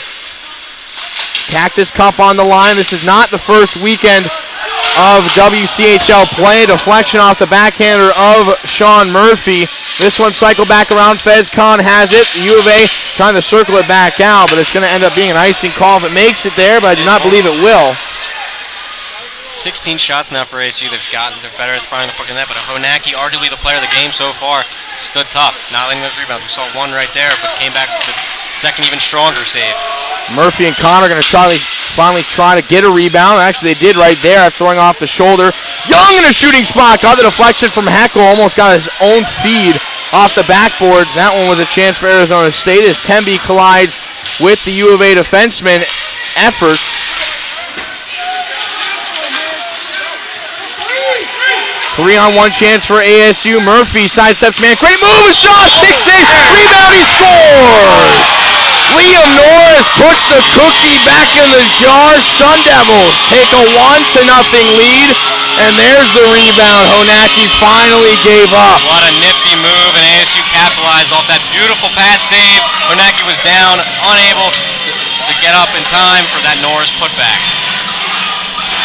Unbelievable transaction there from the Sun Devils, getting the head and staying in that one. Liam Norris getting credited with that goal, and you're exactly right, Brett. Honaki with a phenomenal initial save of desperation, kind of the late lift of his left leg, able to get a piece of it, but then it pushed it right to the stick of Liam Norris. The defense couldn't get him tangled. Norris is third of the year. Just some bad luck for U of A. Nobody there to stop him, just wide open net. But finally, the goal ASU's been looking for. It'll be big here for U of A to keep their composure and not let ASU get another quick one here with their momentum. Well, maybe that'll finally get the fan base back in it, because right now when the Sun Devil team's struggling, they need the fans to support them, especially being at Oceanside. You cannot let U of A fans outpower you. And that's what they did throughout basically the first 30 minutes of play. until that goal right there. We'll see how big of a momentum change this could be. Jancy floats one. The rebound was there for Cooney, as this third and fourth line has been playing well. It took them about a full period to get going, but now they're starting to find some rhythm. As Hoban back with Levos, 6 minutes, 37 seconds of the second period. ASU up 1-0 as Levos will dump one in as it gives it a ride around the boards. Brett Blumgren there. Dave Jancy behind the net has Cooney back door. That one was clogged by Matthew Raiola. Back out to Levos. Gives a pass right back to Tommy Cooney over to Troy Scott. Danny McAuliffe, taking the place of Scott in this shift. They're caught between a change. Cooney against that corner. Gets knocked down. Here comes the Wildcats, possible 2-on-1. That one, big slap shot from Merms, knocks down the defense of Arizona State. Levos, fantastic positioning there, blocking it before any damage can be done. Positioning maybe the strongest point for this ASU defensive squad. They're consistent at offsides here.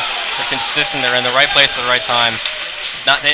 We rarely see any breakaways, odd man rushes for opposing teams. This defensive squad is good at staying back, not getting caught up, and usually they do make that right first pass. But tonight, as we're seeing, they're struggling with that, turning the puck over in the neutral zone. That's very true. That's a territory that's been up for grabs throughout this whole series, as you can call it. Cactus Cup series, I guess, what it is. So obviously, yeah. U of A doing a much better job now, and those turnovers are nearly turning into points. Well, if you control the neutral zone in a game, you're usually going to control the game. So far, it's about even, but U of A's done a much better job of keeping ASU in check.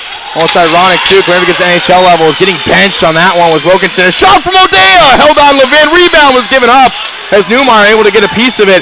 That one ricochets off from the shot of Gleason. It finds the inner ankle of Danny McAuliffe. Levin, fortunate his defense was on top of that puck. Otherwise, this one could be back at 1-1. Outlet pass through Blumgren. Kicks it to himself. Now finds the pass far side for Dolinsky. He's tangled up as a 2-17s battle. Ambrosi wins it. Now U of A going the other way. It's ironic, too, Brett, with that neutral zone comment you were making earlier. That's what NHL always seems to be their favorite words when it comes to post-game stuff. As they always say that we got to win the neutral zone battles, and so this series has kind of come out to at least tonight. Danny McCall cuts back on top of the face-off circle, waiting for his line mates to join him. There's Liam North, throws a shot on. It was kicked off the left skate. Now over to Temby, a shot towards the block. A rebound was given up. Great block in front, as now got caught up in the body of Vasquez. Rebound for Norris, no shot for him to have, as now it's chased down by Poynton. U of A continuing to stack the slot. They've got 3 men in front of that one. It's bound to be blocked by somebody, as it was. Backhanded, great feed over to Young. Rebound for Dolinsky. Couldn't get his body in front of it. Right there was Poynton as he pinned the stick against the side of the body of Dolinsky. He's knocked down on a physical play from U of A. This one wraps all the way back around for Stefan Koiser. Tension rising between two teams here. Both ASU on their feet now. Both teams chirping. A lot of focus. Almost an odd man rush there for some U of A, focusing too much, getting line changes. Both teams have to settle down, regain that composure they've had throughout this first 2.5 periods of this game, or a period and a half, excuse me. Well, it seems like it was there. The Sun Devils getting a little bit more chances. After that goal, it seemed to be all they really needed to get their head back in the game, get their psyche right here in Oceanside. For U of A, they got to keep doing what they're doing. They're playing good defensively. ASU's capitalizing a little bit more, controlling more offensive zone. If U of A can get back through the neutral zone, more effective what they were in the first period, and keeps it a closer game. Tangled up at the draw, almost like a lacrosse face-off between ASU and U of A. Eventually it was pulled loose. Levos going to send this one off the back of the glass. Burkemper's awaiting it. Jason Efforts first to get a piece of it. Troy Hoban retreats. Desperation poke towards the blue line. Burkemper wasn't there in time, as Drasner will scoop it in.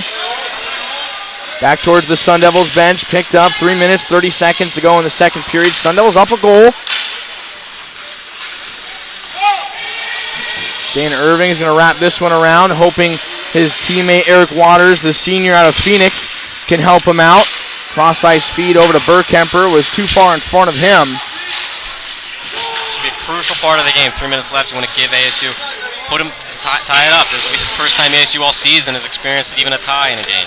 We're going back to the first period, the final 2 minutes. We had 3 penalties of the first period. Great feed over for Anderson. Ansel Ivins-Anderson on a kick save from Levin. Had an opportunity there, but saw the defense collapsing in on him. Took the shot early on the backhand now of Waters. He gets harassed from behind. That causes a turnover. Here comes Sean Murphy. Good positioning right there. That's what Shane Gleason does so well. Now a chance up high. That one goes off the glass.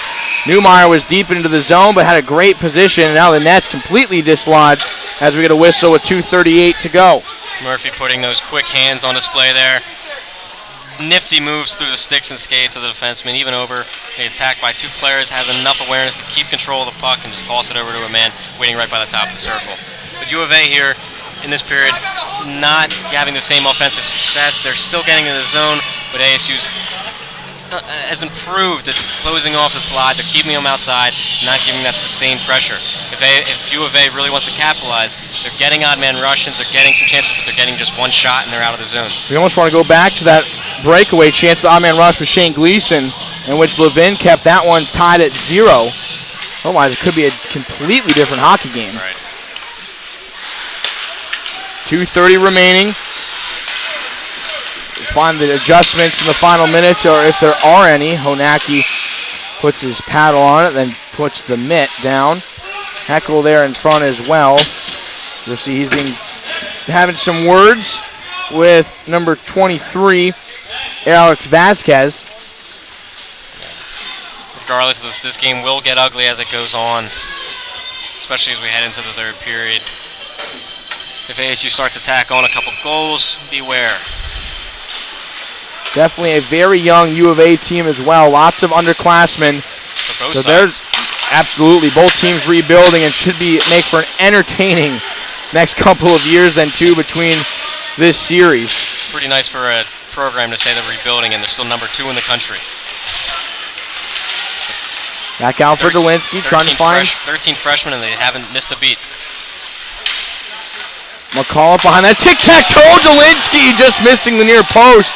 Almost had it there. Perfect setup from the Sun Devil top line. Jordan Young fires. That one deflects off the inner stick of Dolinsky up into the air as he was right behind defenseman and knocked him down, as now he has some words with Vasquez. Norris there as well to split those two up. The referees making sure no extracurriculars happen. Nothing dirty or chippy there. Just 2 players battling for positioning in front of the net of Honacki. Referee's doing a good job tonight of keeping tempers low. They knew coming in. We all know about the rivalry, but especially as yesterday ended, especially with a couple players of UVA sitting out, a couple players of ASU sitting out due to potential injuries. They knew how things could get tonight. The referees have kept good control of that. Dolinsky's missed already a couple of those open net opportunities this season.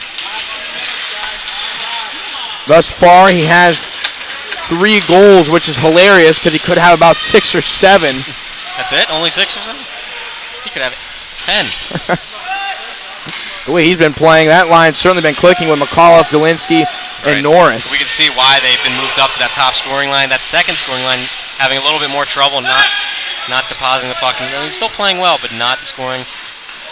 Looks like a good move by Coach Greg Powers so far, putting Dolinsky, Norris, and McAuliffe up at the top. More too out of just respect for everything they've done. They've always stuck together, and they were their top line last year, and the only line that remains from the 2012 team. Obviously, Heckel and Kahn were fantastic with Sterna, but you got to replace the big senior there. Huge hit from McAuliffe. Puts a beating down on Matthew Raiola. 50 seconds to go in the second. Temby fires. That one looking for deflection. Burkemper rebound, scores! Temby setting up the offense. Burkemper takes the loose change. Put a couple extra pennies in that one. 2-0 ASU. Big goal for ASU heading into the break, and that's more of that hockey we were used to seeing from the Sun Devils. A beautiful pass out to the point for Temby. He puts the shot on net. The rebound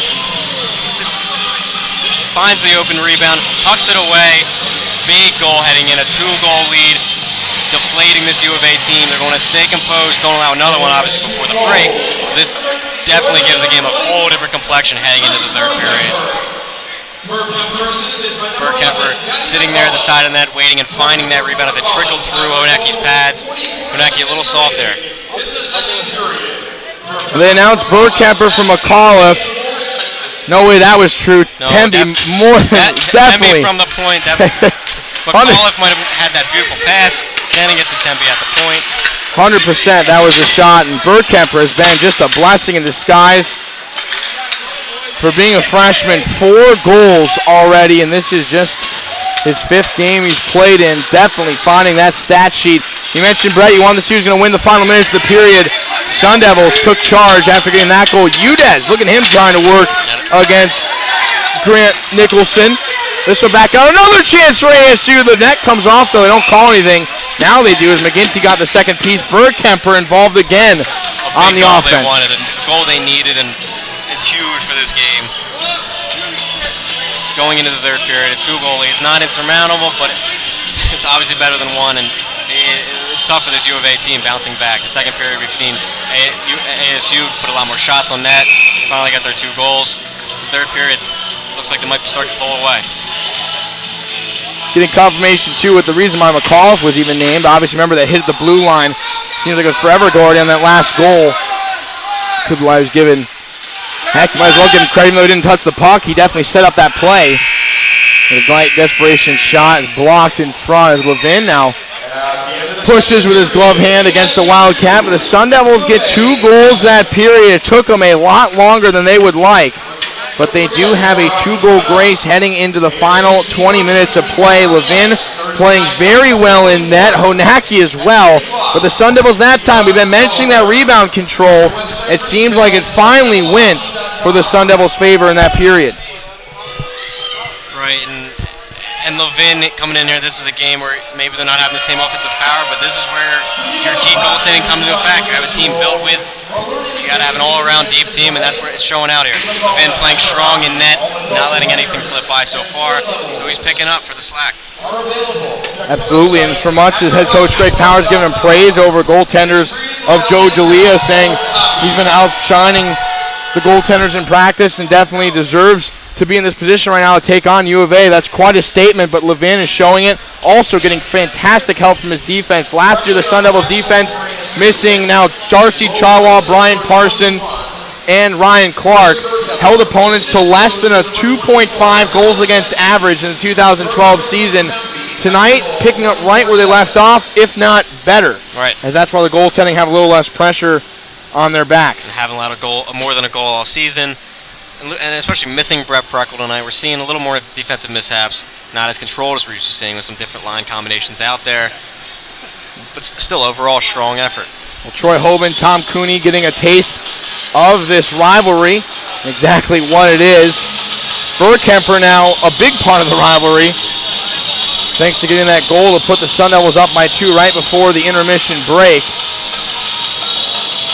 I don't know if we'll have an interview. Looks like same thing. Powers wants to have a couple extra words with his team, so we'll come back up here to Brett and I up in the booth and see if we can get an interview before we throw it to our intermission report. But Brett, 2 goals for the Sun Devils, definitely got their groove back, but it took them a lot longer. U of A to kind of resist that attack. Eventually got some good rebound opportunities. The Sun Devils going to look as strong in the third period, or do you think this could go back to U of A and possibly scrapping their way back into this game? Well, if U of A wants any chance, they're going to have to do it early, because this ASU team is much more talented, as we know, and if they start to get in the groove, this could get ugly quick. As they did yesterday, only a 3-1 lead going into the third period. They've got only 2-0 now. They could keep tacking on. U of A's got to stay disciplined, keep doing what they're doing in the defensive zone. They're playing well, but they've got to work on doing more of what they did in that first period. Stay strong in the offensive zone, throw pucks to the net, but have men around the net. Keep the puck in that zone. Don't just have one chance and then be rushed out again. Well, great point, too, on the discipline. Only 1 penalty that time for U of A in that period. They're perfect 2 for 2 on the penalty kill as well, so at least they've been capitalizing on their own end when they've caused the penalties. So the Sun Devils up 2-0 heading into the third and final period. Brett Decker and I will be back with you in about 15 minutes, but first you'll be seeing this guy's face in the intermission report when we come back from our commercial break. That's really what makes Arizona State University unique, is that in order to really get a good feel for the university, you would have to talk to the people that live there, that play there, that study there, that thrive there. I mean, we do have 4 campuses across the state, and each one's unique and each one's beautiful in their own way, but overall we're one university in many places. Just the experience through the football, through the professors, through the student body, there's just no other place like this. Wherever you go, you see pitchforks everywhere, and I loved it when I came here, and I just figured it was meant to be my next home. We're moving so forward and being so progressive. You look around ASU right now and there's buildings being sprung up and things happen so quickly, and it's exciting to be part of it.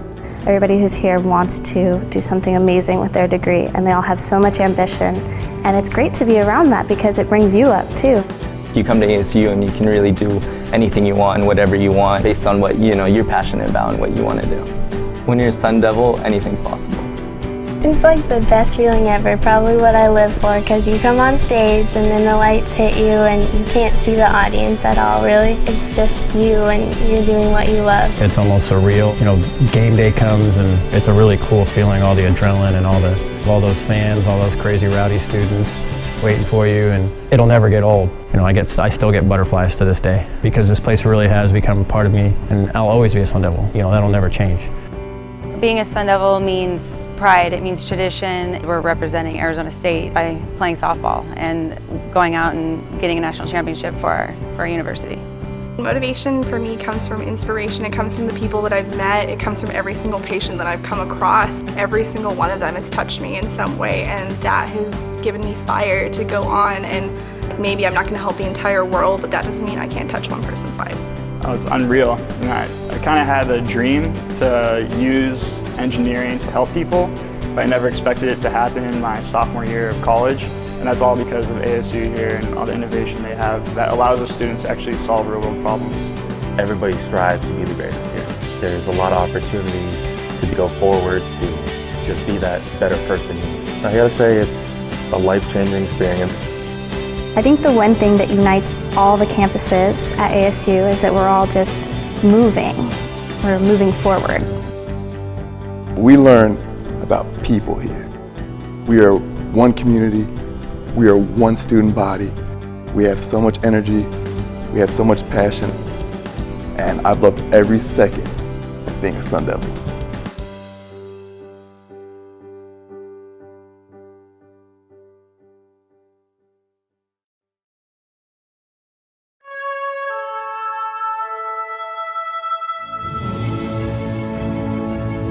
Imagine what it feels like to be a champion. To have sold-out crowds every game. To know that night in and night out, your team is the best. 1-0 pitch, swung on and is looped into shallow right field. That'll drop, and the Sun Devils have won it! We all want to win, but are you willing to do what it takes to get there?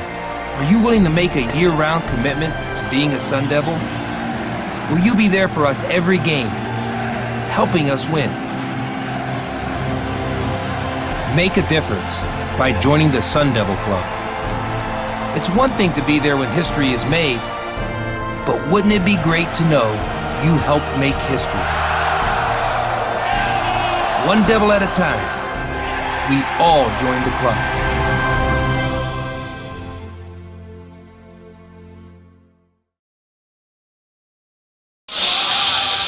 Welcome back into Oceanside Arena live here. The second intermission. I'm Brett Decker with Josh Franz and Allison Cummings as we have a 2-0 battle here. Finally seeing ASU get on the board.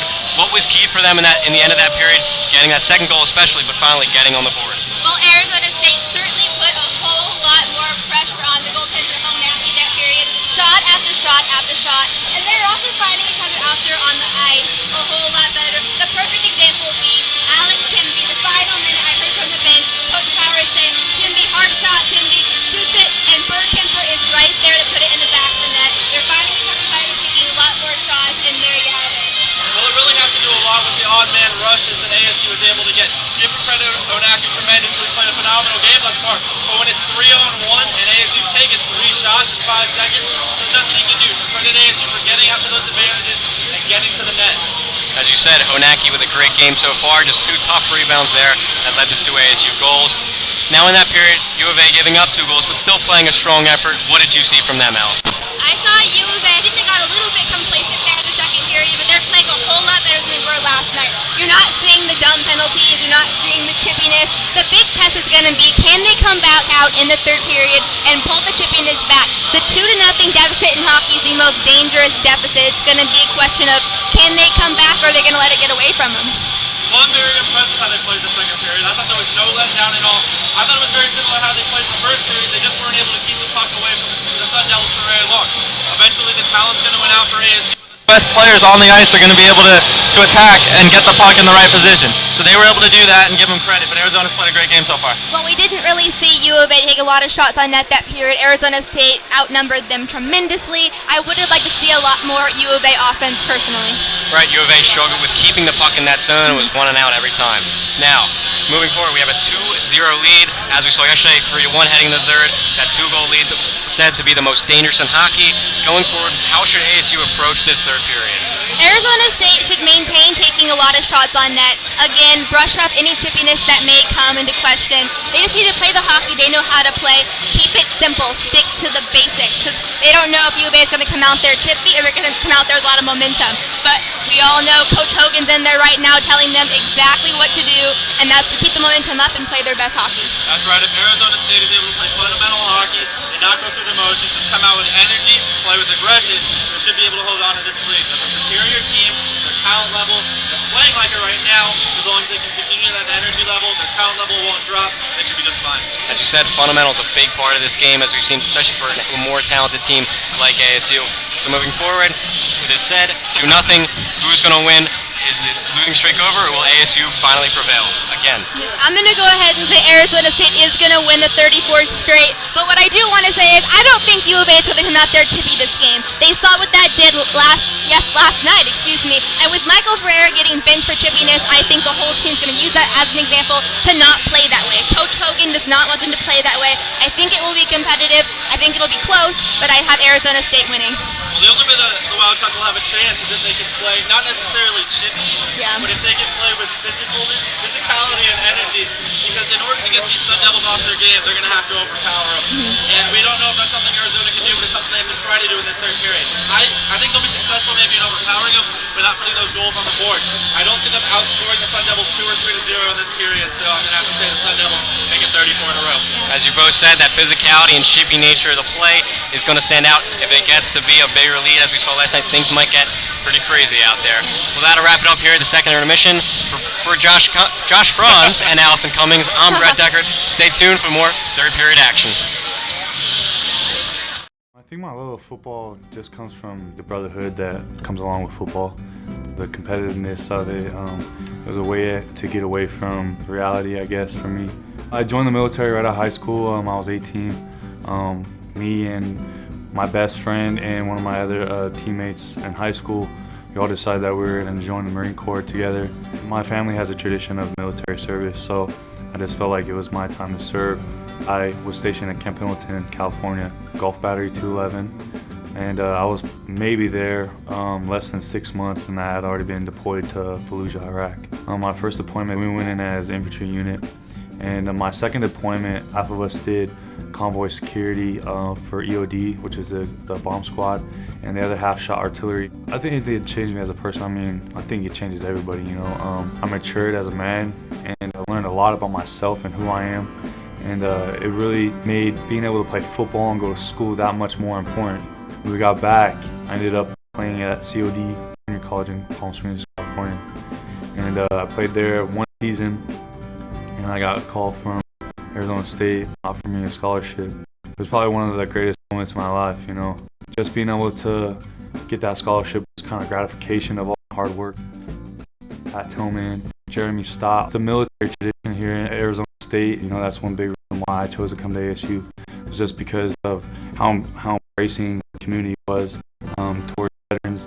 And having a scholarship means everything. I mean, education is expensive, and not everybody gets to come to a big university like ASU. Just being able to come here and play football, get your school paid for something you love to do is amazing, you know. How do we rise to the challenges before us?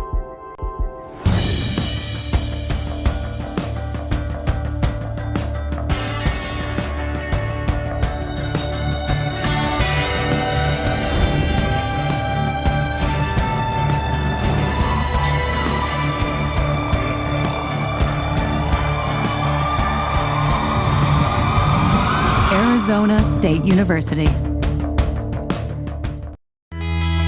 When you support AID, you're doing more than supporting the programs you love. You're supporting possibilities. You're making sure there's a place for independent voices, ideas, and perspectives. You're opening children's minds, helping them discover who they are and what they can be. You're giving everyone the chance to find inspiration from the arts. And you're opening doors to the wonders of the world. To discover more, experience more, be more. Support possibilities. Support Arizona PBS. Thank you.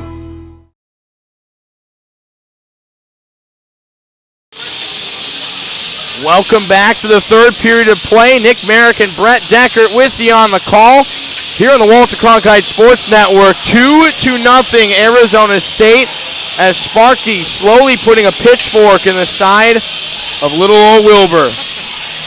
That's just a sad picture.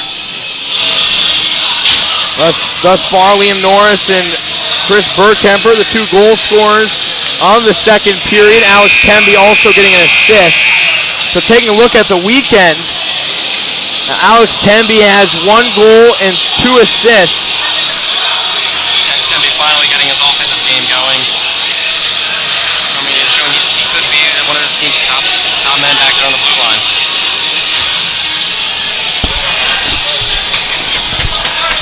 We'll see if things are going to change in the final 20 minutes of play.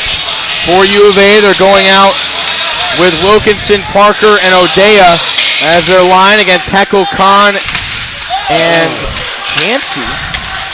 So Jancy trading things up. Coach Powers trying to find some chemistry by going with some experience on this line. We'll see if that's going to be something that's going to stick or whether Sean Murphy's just getting a shift off. First couple minutes of this period are going to be crucial. U of A wants to jump out and get back on the board quickly. Keep this a close game all period long. Blumgren in front. That one was deflected wide, just hitting off the side of the twine. U of A trying to get 1 goal back early, nearly found it there. Heckle is going to skate in with Jancy. He fires that one high to the head as it ricochets off the glass, back around to the side. Tipped up into the air. Jancy plays off the side of his body. The Canadian kid gives it off to Captain Canada as he now circles around the faceoff. That one behind the net, trying to find some space. Fez Khan has a shooting spot. Couldn't get it to him as the defense collapsed too fast. Temby opposite side. That one goes off the side of the skate of Ambrosi and back out towards the offensive zone for U of A. He's going to try to do it himself against 4 Sun Devils. A shot on Levin, catches it by his face mask and drops it down for Temby. Looking for the home run pass. Dolinsky, there it is. Dolinsky one-on-one. His backhander's gobbled up by Honacki. Dolinsky, not much time there. Couldn't put a move on because that last man off the bench able to close the gap. I believe that was Matthew Raiola shutting the doorstep. Strong defense from Raiola, forcing Zielinski to the side, given no other option besides the backhand. Close off his lane, making an easy save for Honacki. Zielinski and McAuliffe probably have two of the best backhanders, too, on the team. So it's not even like it's that big of a weakness for Zielinski. Obviously not as good as his quick wrist shot, but almost got the job done. The Sun Devils go up by 3. That can cause trouble. Great spin move, and the pass over to Ivans Anderson. Works himself, just missing the outside post. Otherwise, that could have brought this one and cut the lead in half. Backdoor was there. Had a man, but never got off to Raiola. Dolinsky came in late. Ivans Anderson missed one right through the slot. That one's going to go off the backboards. Levin there. The net comes off his bearing. Levin tackles the U of A player down. Gets a big old bear hug on the ice. Not sure about that, but I'm gonna assume that Ivans Anderson isn't a pillow pet. No, I mean, they might have been watching some of the ASU Notre Dame game during halftime, or during the intermissions. Maybe that was the reason the Sun Devil hockey team was struggling so much after they saw the football team lose in a devastating fashion in Dallas, 37-34 final. Ironically, right after they officially lost was when the Sun Devils started to get their offense back. Good news for the Sun Devil program. With back-to-back losses is a big game, especially against U of A. Levos bats one down. Levin can't locate the puck. Now finds it on the far side. Wildcats with it there in that corner that's protruding. Levos trying to still position his body on Danny Irving. Both of them digging for it. Nice job of the Sun Devils getting that one out. That was helped out mainly by Levos. McGinty came in late. Now Burkemper dumps one in as he takes a hit from Grant Nicholson. Both stay on their feet. Going back door shot. McGinty rebound still there. Nobody finds it. Now they do. It's underneath the pads of Honacki. As both Burkemper and Udez crashing hard on that shot. Some more ASU chances here to start the period. We're seeing more of that Sun Devil play we're used to. They're getting into the zone strong. They're making nice passes. They're setting each other up. U of A struggling here to start at shutting down ASU on offense. Went off the face-off. That one puts the pad down from Honacki. We'll get a quick face-off again. Just 2 seconds expired. Hoban throws a shot towards net. Ricochet could be an odd-man rush for U of A. That one goes off the stick of Efforts into the air. Levos will be the first to it in the corner. He meets Zachary Morgan. Now ASU gets it out of the zone. Great outlet pass. Here comes Chris Burkemper, able to get into the zone, but he was harassed from Vasquez. Hoban trying to hold it at the blue line. Sun Devils now have to glove it down at center ice. Levos with a cannon as McGinty almost jumped over that shot right in the shooting lane of Levos. The blue and red take it out of their zone, get tripped up. No call yet on Heckel. Not going to get it there. Avoiding a tripping penalty. Heckel back, trying to poke it to his teammate. Fez Connell skated back into his own end to reset up this Sun Devil offense. Good pass up ice to Heckel. Has to avoid it though as Vasquez flips the puck out into his own bench. As they'll toss it back, so we'll have a face-off at center ice. 16:42 to go in this game. Sun Devils up a pair. Not to start. Sean Hogan wanted for his Wildcats. They're struggling here a bit out of the gate. This is where they want to jump on the board early, get into a 1-goal deficit, keep it close. Don't give ASU these chances to break the game away.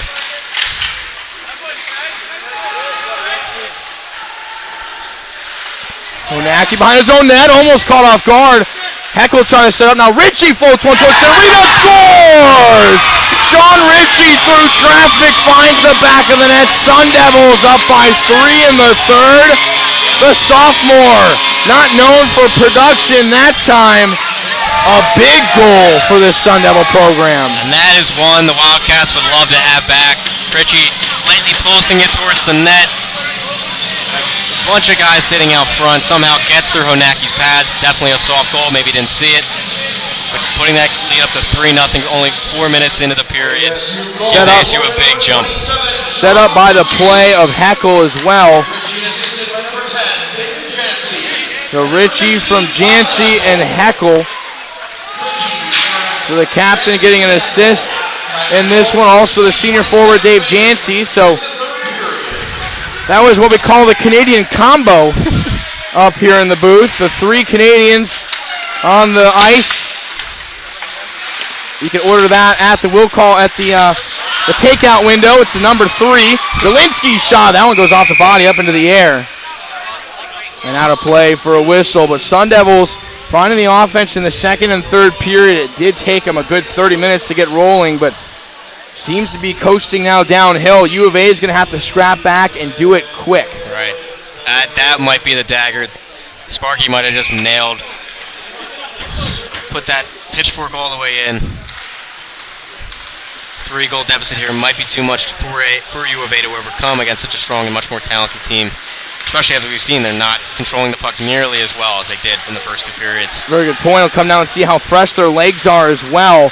So you have this Merms-Anderson line, and then also Nicholson's line out now. A 2-on-1 chance on far side. Glove down. Levin can't find it. Rebound was there as Irving was crashing, but able to hold on as that one was inching oh so close to the red line. 3-0 the score remains, but there's a good chance the Wildcats, and better for them, they're getting an offensive face-off as Zachary Morgan, Stefan Kosur, and Jason Effort step out.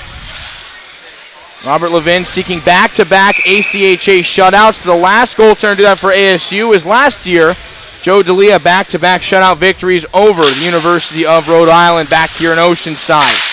Fire from the point off the elbow. That one almost scored. The U of A fans' premature celebration Levin puts the net back on as robbed was Brian Drasner. Would have been his first point of the season. Another cannon, that one missing high of the mark. He's coming out with some spark in that tape as the Sun Devils looking just to clear it out of the zone. That one's gloved down by Raiola. Touching up on sides was effort. ASU has it as Sparky's able to clear. Finally some sustained pressure from the Wildcats. If they can get a goal here quickly, it'll be a good sign for them. Keep them in this game before time gets too late. Morgan cycles it back behind the net of Honacki. Talking about the sophomore netminder, haven't mentioned him much because of the 3 Sun Devil goals, but still playing very well in this series. I know he's allowed 8 goals, but U of A has only scored 1 to help him out as he's already faced upwards of 70 and 80 shots. So he's approximately 73 saves out of 80 shots or so. That's unofficial. Most goaltenders so far actually playing well against ASU with just those barrage of shots that they fire out. That's tough to keep less than 10 goals in, as we saw them putting over double digits in the first 4 games. Levin sticks it down. That's going to wave off the icing call. Heckle trying to get it out through Kahn. Good job holding in by Hinsberg at that near side glass. Now Newmeyer has it. Here comes the Sun Devils back out of their own end. Brett Blumgren over through Colin Heckle. This one out towards center ice. Kahn gets a piece of it in front of his face mask as Merms hobbles off the ice. Levin able to push it back to safety. Dave Jancy finds the outlet. Fez Kahn going to try to beat it down and does so.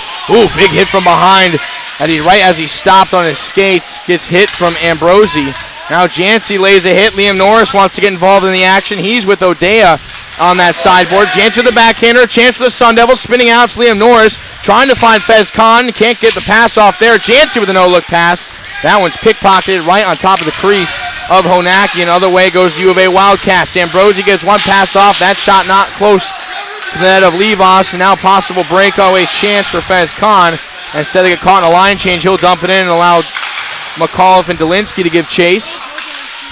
Delinsky on his backhand, couldn't get the shot off, it was blocked in front. Norris drops one back, it's a deflection, Delinsky scores! Norris to Young to Delinsky. Almost like they drew that one up in practice, right on the backhanded blade of Delinsky's sticks, and now the Sun Devils starting to open up the offense. Great vision from all 3 players in that play. Norris tipping it right back, takes the puck, gets it back to Young, sends it, finds Delinsky right to the side of the net, putting up 4-0 now, possibly the insurmountable lead for ASU. Things might start to get ugly. I'd watch for that physical nature to pick up. Young and Norris, the 2 with those assists. Delinsky, that was his 4th goal of the season. Him and Burkemp are tied with the team lead. McAuliffe trying to get it back, but that was executed perfectly. Jordan Young realized he did have a shot, but instead, unselfish play, found a wide open Delinsky, figuring if he can get a good deflection off that puck, even if he wouldn't score, it could create an own self-rebound for Delinsky because the defense seemed to be caught on either side of the net. Instead, right at the slot, tipped in front perfectly. And the Sun Devils now up by 4. One off the face-off by U of A, backhanded out of the zone. They're going to have to work extra quickly, at least try to find some momentum back. McCall with a shot, rebound there as the backhander from Delinsky trying to find 2 goals in as many seconds as that one's back behind the cage of Honacki as he's able to get back on his skates and regroup. The Sun Devil pressure coming in bunches now. As Brett, you gave high acclaim to the Sun Devil top line. They have 2 of the 4 goals thus far. And that last goal just coming as a product of good positioning and heads-up play. They found each other wide open. They were all at the right spots. Delinsky's waiting beside the net at a wide-open backdoor goal. Ritchie's going to get a penalty. His arms up. His injured Wildcat off to the left side off the screen as he's going to come back towards his bench, but appears to be okay. Ritchie's going to the penalty box. Trying to see who was knocked down. I believe it was Drasner. And it was. Brian Drasner. He kind of hunched over as he goes back towards his bench. Appears just to be shaken up. As we saw in that last goal, Young with the beautiful look. Young and Temby with a goal, or the assist earlier today as well, both with goals yesterday. Proving to be a strong defensive pairing, especially on the offensive side.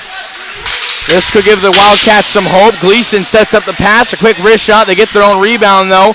Blocking the passing lane was Brett Blumgren. Udez over on the opposite side, going back door. Brennan Parker, a shot right in front of the chest of Levin as the net just popped off. I thought they did it again on a quick whistle, but a rebound was given up. The net was just barely inched off that net.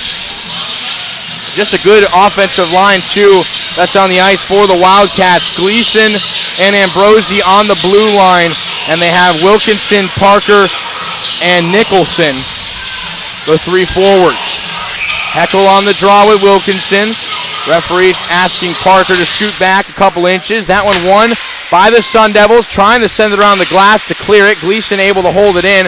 Brennan Parker behind the net of Levin. Newmeyer on top of him. Blumgren trying to stop the backdoor opportunity. Gleason wants it at blue line, now gets it, gives it right back to Brendan Parker. He's shot, that one just wide of the net. Looked close, but Levin had good positioning, puts his own net back on. They never saw that one as it goes back towards Honacki as Delinsky applies some one-man pressure. Gleason gets the pass off. U of A trying to regroup. The Wildcats nearly turned it right back over to Delinsky as he's a very aggressive player on the penalty kill. Him and Heckel work very well together on this line. Strong forecheck's crucial, running off about 15 to 20 seconds here.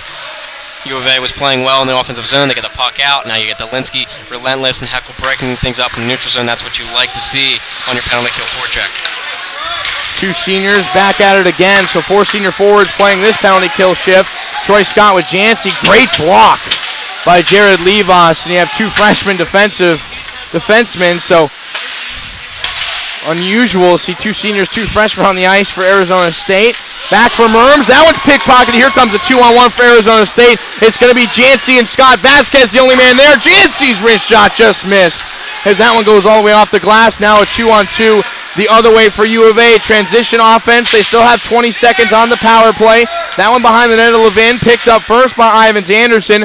He has it behind the red line. Now cycling behind Levin. Looking for the pass with Odea.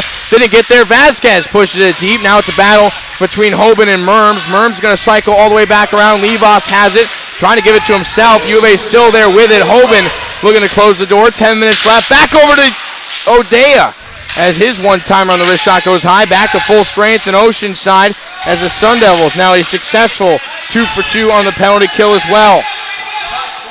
U of A struggling to put the puck on the net. They're taking shots, missing the net a little too often. You're not going to get those rebound chances that you want. And frankly, you're not going to put the puck in the net. You're shooting high and wide.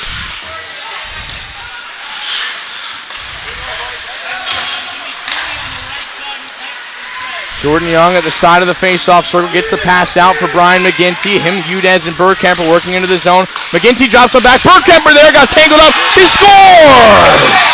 Chris Bergkamper knocked down, does not matter. The man knows how to magically put the puck in the net. How about goal number 5 for the freshman this season as the Sun Devils go up 5-0 against their rival. Bergkamper is sliding into Honacki there, but no cause. He was knocked down by the U of A player. Pulls Honacki out of the net, allows the puck to just slide right in, giving ASU that 5-0 lead, all but assuring now a Sun Devil victory for their 34th in a row over the Wildcats of Arizona. Good point. We almost never said that during the broadcast. Seeking number 34 wins. It just seems to be a regular thing. And we'll see. There may be a timeout. I'm not sure yet, but McGinty is out there with Heckel. Maybe just some confusion on what line's going to stay out. Grant Nicholson's going to the box for a slash, possibly. Coming after the play, I suppose. I mean, we'll have to be after the play, considering it's a goal, but... They switched the order. They said McGinty from Bergkamper. Interesting, because it could be that way. Bergkamper was tripped out. I thought he got a stick on it, though, before they knocked him down. I'm going to keep it in my book as Bergkamper from McGinty. But that'll be one to wait for the official stats afterwards, because, again, if you want to do that replay, scrub back and maybe you can get a better vision of the puck and whether or not Bergkamper actually had it on his stick as that one crossed the line. But at the 9:18 mark of the third period, and now it was a 2-minute slashing call on Grant Nicholson, so another Sun Devil power play. Both teams 0 for 2 with the man advantage tonight. Arizona State setting it up. Temby with wide open space. His wrist shot Give a rebound. McGinty missed the wide open net. Great job by Temby setting it up with a slapper on the far side. Dolinsky gives it back. Now Jordan Young has it, trying to move towards center. Does so. Back over to Alex Temby, side of the face-off circle. He's going to push that one around the boards. Heckel meets Ambrosi. There's McGinty. Finds his man Dolinsky. Young gives it right back to the assistant captain. McGinty out of Pennsylvania. Drops one over to Jordan Young. Gets a deflection from Heckel, but it went right down into the ice. Not towards net where he would have hoped. Temby, good job, hits it off the chest. Over to McGinty, some space, looking for a deflection. McGinty, Dolinsky was there. That one just going wide. Temby looking for the deflection again. This one's doing very well. McGinty gives the rebound up off Honacki. But then the defense of U of A tangling up with that stick of Cale Dolinsky. It was Stefan Kosor all on top of him. Heckel winds one up. Got the stick in the way of that. Again was Kosor. Temby's shot. That one's pushed out of the way on top of the crease. It just kind of lingered there. Now eventually crossing the blue line. 10 seconds left as we'll catch a breather. Some impressive play on the point from Young and Temby. Powers has to be very pleased with his top duo, playing strong defensively throughout the game, but even stronger in the offensive zone, facilitating the power play, making almost every perfect pass. We're back to full strength now on Oceanside. Liam Norris, him and 5 Wildcats, does not matter, finds Jancy. As Jancy gives it back to Norris. Here comes Vasquez trying to get it. Stick and body get tangled up. That looks like a sumo match on the ground for Vasquez and Norris on tangle. More of that football action we were seeing earlier. Yeah. Literally tackled him down to the ice. Raiola, we're going to take it all the way around behind Levin. That one bounces out of the zone. Vasquez will give chase. McAuliffe there, he puts it back and then he scores! Honacki with a mistake, he fanned on the clear. The assistant captain out of Arizona finds the back of the net. How about goal number 6 for Arizona State, now outscoring the Wildcats 11-1 this weekend. The Sun Devils just pouring it on here. Honacki just miscue. Puck rolls off his stick. McAuliffe moving in with the awareness.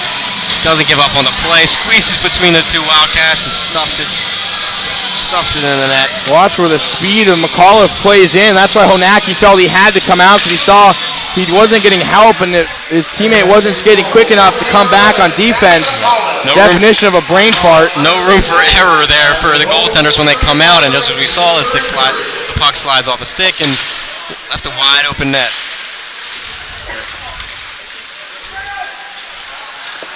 Now the Sun Devils up by 6 with 6 minutes approaching. It'll be interesting to see how each team reacts. We got 6 minutes left in this battle. See if U of A gives way and resorts back to their physical nature, as we've seen. Anything interesting happens. Yeah, we'll see if they want to get a little chippy after that first period. I would have never expected this game would come to a 6-0 contest after it was scoreless. ASU has a tendency to do that. They pull away late in games, and when they tire teams out, they're playing defense all night long. You get more tired in the defensive zone. Yep. It draws them out, and in their period, they can close out. 32 minutes and 40 seconds of scoreless hockey between these two teams. Since then, it's been just about 30 minutes of play, or just over that. Excuse me, just over about 25 minutes of play, and the Sun Devils found 6 goals. That first period seems distant now for the Sun Devils. Now 39 total shots, the unofficial count. I wouldn't have, if you told me that at the end of the first period, I wouldn't. I really thought this game was going to stay close throughout. U of A really had it going on. They had the right game plan, and they were pulling through with it. And they have too. It's just ASU, too talented. Such a talented roster, how deep they are, even with players filling in. Well, it shows you how much U of A is kind of adjusting and trying to figure out the Sun Devils. And even when they try to, they never can get over that extra hump, that final mountain to climb over. They seem to just fall just short. Hoban takes it against the sideboards. U of A digs things out. U of A fans have been very quiet ever since that second goal by Burkemper back in the second period. McGinty meets at center ice with Wilkinson. Back to Ambrosi. Finds Gleason. 2 extra passes to get it out. Now they find it through Jeffrey Wadhams. And this is what teams are going to struggle with against the Sun Devils. You can play very well, but there's so much to compete against. even on this slight chance that they give up an opportunity or mistake, they've got great goaltending to back it up.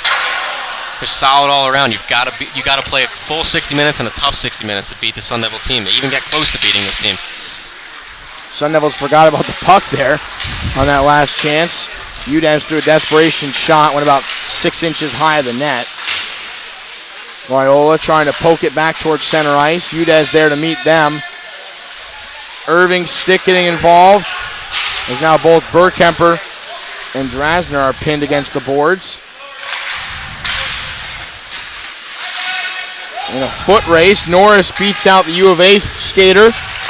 Trying to go back door with too much traffic in front for that pass to get through to Delinsky. Now it goes down, about 4 minutes just passed in the final period.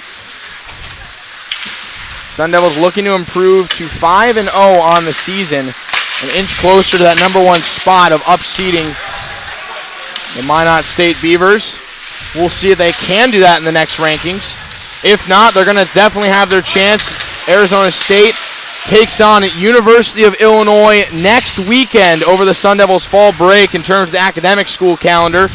This will be number 2 versus number 4 as of right now. The two teams met in the ACHA quarterfinals last year. The Sun Devils victorious in a very close game over in Chicago, so it's more local for the Fighting Illini. But it should be interesting to see that. University of Arizona hits the road up in the northeast to take on Liberty University. Another interesting battle of two proven top 20 opponents. Norris floats one towards net. That one goes off the blocker and out of play. But the next home game here at the Walter Cronkite Sports Network will be broadcasting for you guys, actually on my birthday, October 24th, a Thursday night game against Delaware. So be sure to tune back here on CronkiteSports.com for the live broadcast. Until then, plenty of D2 hockey to be had as well. The schedule really picking up here. I mean, starting out the season with 3 games against D2 opponents, and now you're getting berated by top 20 opponents, ranked opponents, and it looks like ASU has what it takes to keep going. But it'll be a tough schedule, tough road ahead. This is early on in the season. We're gonna see how Greg Powers' squad reacts. Jansen really snuck a goal in there. Cooney able to hold into the zone. Scott over there as well. Colin Heckel trying to pop him up. There's a big hit.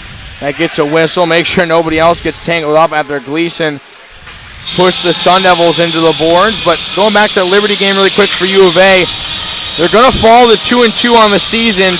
After sweeping NAU, they're going to get swept by Arizona State University, and they're going to take on Liberty, who going into this weekend was 5-0 as they're the 14th ranked team in the ACHA. But that spread that I was mentioning earlier between Minot State and Arizona State, Minot State has 833 total points. The Sun Devils with 824 total points, a difference of 9. And with 2 impressive victories over a rival, another ranked opponent, that'll give ASU some credit there in the standings, having 10 first-place votes compared to Camino State's 27. So who knows? We could see them jump up, take that number 1 spot. Merms dropped the pass back. That shot came from Eric Waters. Good save, though, by Levin to keep this one scoreless for U of A.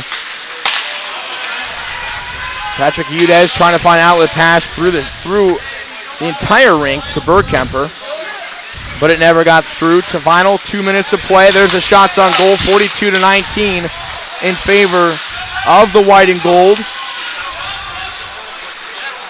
Robert Levin seeking to go 120 minutes of perfect hockey, snagged down by Honacki as Bergkemper locating that top right corner pretty well.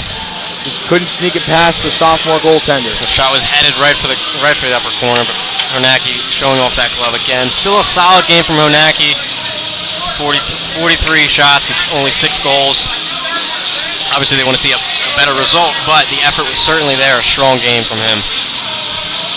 Well, that last shot of Robert Levin, he's trying to keep that streak alive of 34 in a row against U of A. All but done as there's just 100 seconds remaining in Oceanside. Fez Khan missed the pass, but back-to-back shutouts doesn't come too often. If he could close off in the final minute 30, it would certainly be impressive, and one that Joe D'Elia will take as a healthy competition as well, knowing what it was like for him to beat Rhode Island last season. that praise from Greg Powers on Levin is certainly showing here earlier in the season. 120 scoreless minutes, as of now only 119. But he's going to really give D'Elia a run for his money, the senior in his last year. But freshman Levin coming in, he's got a good chance to upseat D'Elia and take over that starting role later on in the year. As of right now, it seems like it's a battle for now. The season will go on. They'll keep trading, we'll assume. But eventually, there's going to be someone who comes out. And right now, it looks Levin might be the stronger goalie. Well, I guess we'll have to find out as the holiday season kind of rolls around. But another note, too, pointed out by Technical Director Ryan Hess, that Corey Frank in his first year as a Sun Devil also had back-to-back shutouts in his first year with the program. Now looking for a national championship with the D2 Elite squad. McGinty's shot goes off the stick, up into the air. 53 ticks remain on the clock. 6-0 still for Arizona State. But Brett, looking at this, we mentioned all the depth of the Sun Devils. They showed it in the final 30 minutes of play. But at first 30, certainly finding some things that opponents can expose on them with just about 3 guys out of the lineup. It was just that third line really that got shaken up a bit with Blessing and Ostertag, and Holstrom all out of the lineup. They had to make some shifts, so Bergkemper goes up to the third line, and that's where the depth kind of seemed to have a little bit of trouble to start things off tonight. Right, U of A was able to capitalize on their matchups, getting those first 2 lines out there double shifting, but it gets your players tired, and when you don't capitalize early, they didn't take advantage of the opportunities they had, and they missed them. And then later on in the game, a stronger, more talented ASU team picks it up, and as we see, things get out of hand. And I mean, especially with a fourth line with totally new names who haven't seen the ice in a couple weeks. They really tried to exploit that, but Levin was strong enough in net. The defense was good enough to keep them off the board, and they weren't able to get that much-needed goal that would have gave them either an early lead or tied it up early in the second. Bergkemper wants it back. Another time the net comes off its bearings.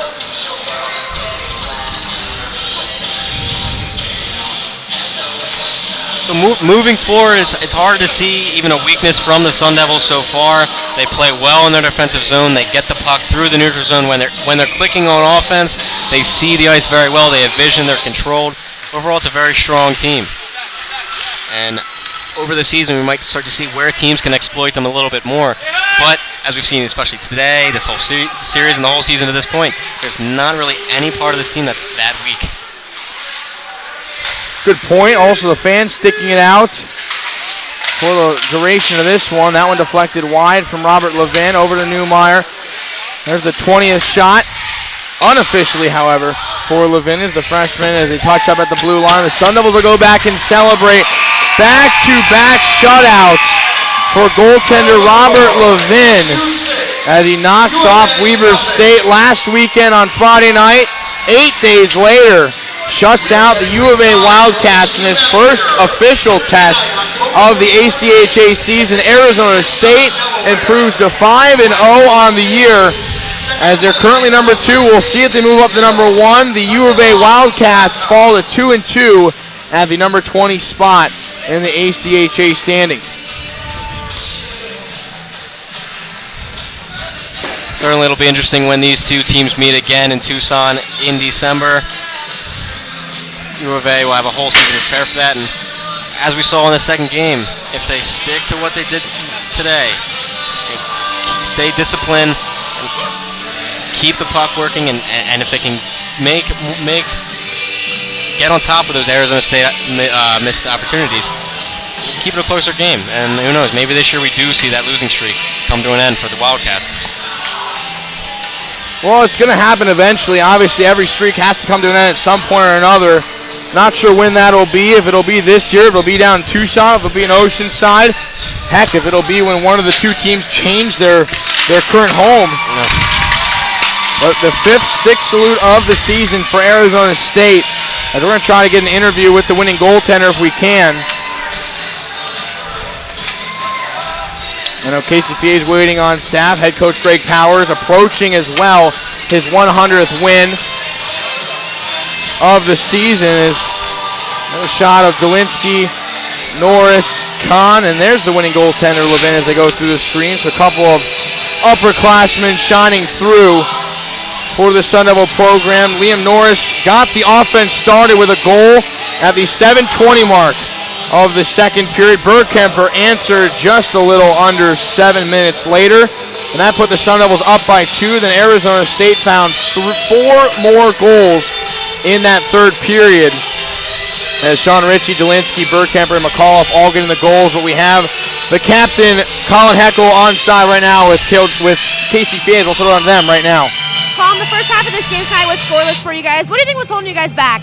You know, I think they played very well defensively. Their systems were sound, and you know, they played a good first period, and we were a little lackadaisical. You know, luckily we got out of that in the second and third, but no, I thought they played a good first period, and then we kind of took over in the second and third. Now, you've been playing against U of A for 4 years now. Is it still as fun and exciting as that first time you played them when you started at ASU? Yeah, it always is. It's the same rivalry every game, and it's exciting. It's easy to get up for these games because they're just so intense. So, you know, I've had fun from the first game until now. Thanks, Colin. Thank you. Now for an interview with Coach Powers. Coach, this was your first series against U of A for the new recruits on this team. How do you think they performed this weekend? Played great. I mean, look at tonight. The young guys really pulled through for us big. You got Berkey had 2 goals, and then obviously Rob had a shutout in his first start against U of A. And they could have easily took the lead on us a few times, and he had some big saves. The streak is now extended to 34 games. When it first started, did you ever think it would get this far? No, not in a million years. People don't realize how hard it is to beat a good team 8 times in 1 year, and we've done that now 4 years in a row, and now two this year. So it's been difficult. Tonight was difficult. I don't feel like that was a 6-0 game. We got really good goaltending and some bounces, and we'll take it.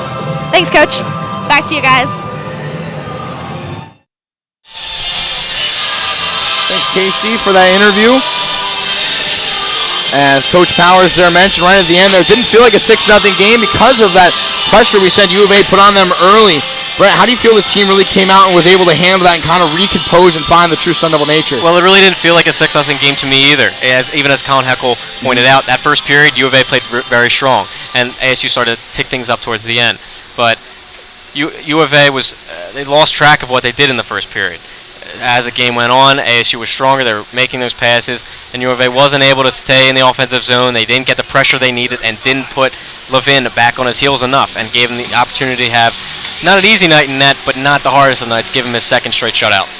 Well, now looking forward, we briefly mentioned the Illinois series. Rather than we'll focus on that more in depth with the coverage on Cronkite Sports, but Brett, for you, for the Sun Devil team, in order to avoid those kind of scares, especially against going from a team that's ranked 20th tonight to a team that's ranked 4th, possibly 3rd, depending on how the standings are going to shake up, what do they have to do to ensure themselves they remain in that top hunt for the number 1 spot?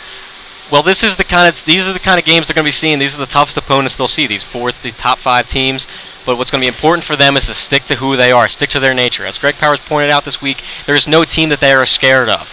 For them, it's important. They stick to their intensity levels. They know who they are. They know how strong they play. So they go through practice the same exact way, go through the week the same way, prepare, but also know you have a tough task ahead of you. But don't be afraid of your opponent. Go in there knowing you are the better team and play to your strengths, as we saw later in this game, second and third periods.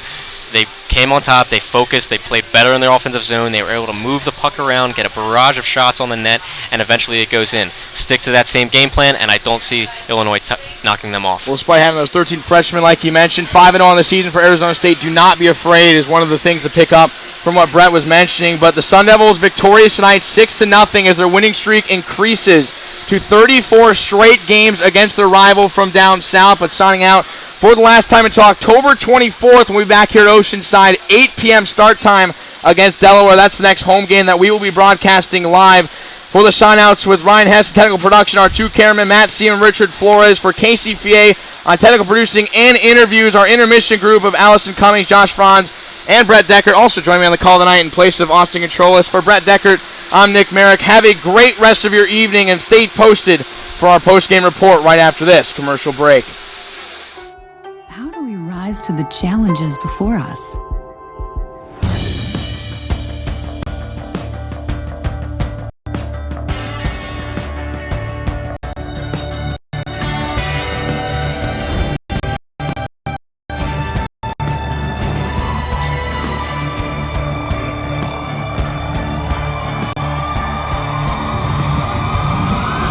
Arizona State University.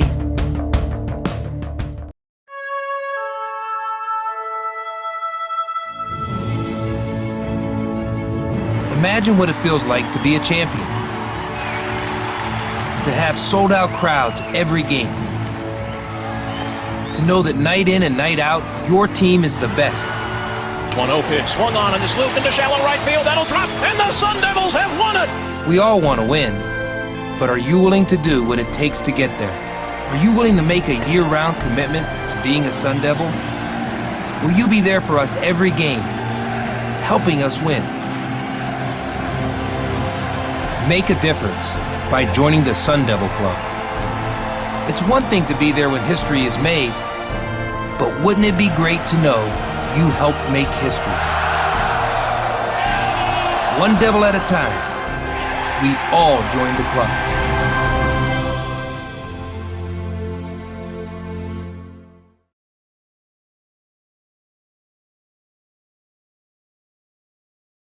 I get to do what I love to do every day, and I see that as nothing but a gift. You know, I think that's a gift that I get to wake up and go play volleyball and go to school, and that's something that I love to do.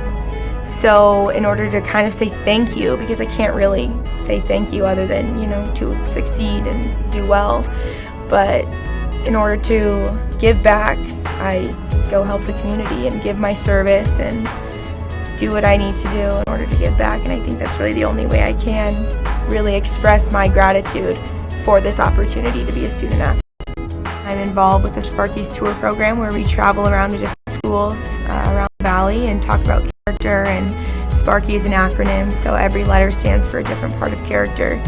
S stands for self-discipline, P stands for positive, A is for active, R is for respect, K is for knowledge, and Y is for yourself. It's awesome. We can show them, you know, it's cool to be a good person, to have good character. We bring Sparky with us, and Sparky steals the show. So it's really a great feeling to see them react to it and to have so much energy and enthusiasm because ASU is coming to their school. My dream was always to play at ASU. I can honestly say I would not want to be anywhere else but part of the Sun Devil family. And I love it here. I love ASU. I love this school, this program. I love it. I love it.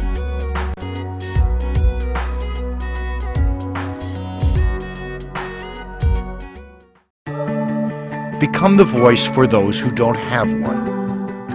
Be the eyes for those who can't see. Listen to the story for those who can't hear. Explore the world so others can as well.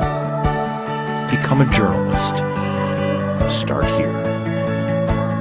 ASU's Walter Cronkite School of Journalism and Mass Communication. Your story begins here. Welcome back into Oceanside Arena live here. I'm Brett Deckert with Josh Franz and Allison Cummings. ASU coming out with a 6-0 shutout victory, the second consecutive shutout for Robert Levin. Now, guys, in that third period, Arizona State was able to pull away. What was the key for them in that third period? The key was just keep pressuring Honacki. Honacki did a fantastic job in net. Arizona State kept pressuring and pressuring. And the truth is, University of Arizona, just got frustrated. And you can see that there at that Danny McAuliffe goal. Honacki there got a little bit frustrated, came out of his net, and Danny McAuliffe capitalized a little bit. I think it was a story of the frustration. What do you think? Well, there's nothing he could do. He played well all night, just like he did last night, but he didn't get any help with his defenders. He didn't get any help with the forward scoring goals. He could only do so much. Now, I know Hawk goaltender can win you some games, maybe a few in a row, and then a tournament or a playoffs, but not against the superior team of ASU when they're getting that many good opportunities. Honacki just ran out of luck tonight and ran out of saves, really. Right, as you said, Honacki, a stellar effort in net, still 6 goals, but 43 shots thrown at him, an impressive effort. But this ASU team is so deep that it's tough. You got to play a full game to really try and even come close to beating them. Now, moving ahead, were you surprised to see that the game didn't get really out of hand there at the end? Physical nature was kind of absent. We saw two teams kind of complacent with the score. They were ready for the game to be over. There wasn't that chippy nature that we saw in the first game. You know, Brett, initially I was surprised, but then I realized, going back again to Michael Frere getting pulled from the game, Coach Hogan's very serious when he says the chippiness needs to stop. University of Arizona has that in their head. The chippiness is one of the main reasons why they keep losing to Arizona State. And thinking about it, I'm really not that surprised. I'm 100% surprised. These two teams hate each other as much as two rivals can. And when one team's getting dominated, you normally expect to see frustration come out and guys hit each other. No matter what coaches say, players get in their own heads and they do whatever they want. So I'm surprised that tonight, both Arizona and Arizona State were able to hold their own, stay within themselves, not get in their own heads really, and get out of control. So give them credit for being respectful, I don't know if of each other, but of the game itself. Yeah. And not hitting each other too much after the whistle tonight. Well, it seems like that message from Hogan really stuck with them to stay disciplined, and it stayed with them throughout the entire game. Now with Arizona State moving ahead, ready to face Illinois next week at Illinois, the number 4 ranked team in the country. How does this game and what they've experienced so far this season against mostly D2 teams, how are they prepared for this, and what should they be doing going into the weekend? You know, I think the Sun Devils are incredibly prepared. It's a really, really deep team, and I'd like to see them do more of the same. Every practice I'm there on Wednesdays, they're trying really hard, practicing really hard. I like to see them build the chemistry and keep doing more of the same. I don't know if they are prepared for this. I mean, they've started the season against 2 G2 teams playing 3 games there and blowing them out of the water. Obviously, Arizona's the 20th ranked team in the ACHA, so they came in, they did what they needed to do in these 2 games. But 4th ranked Illinois is a different team. They're much better, much more well-rounded, and they can't match the depth that ASU has, but they come awfully close. So that'll be a measuring stick game for me more than this was, and we'll find out how good Arizona State is this early in the season when they go to Illinois. And talking about Illinois, in the postseason last year, Ryan Clark scored the game-winning goal, so we're going to kind of see who kind of steps up in those shoes, Ryan Clark being gone. And something even more interesting to touch on will be who the goalies are for that series. Robert Levin has played very strong and been stronger in practice. Maybe eventually he upseats the senior Joe D'Elia for that starting goal spot. Well, that'll about do it for us here at Oceanside Arena. I'm Brad Deckert with Josh Franz and Allison Cummings. Stay tuned, and next week join us back here. The next telecast on October 24th, right back here. Join us again next time.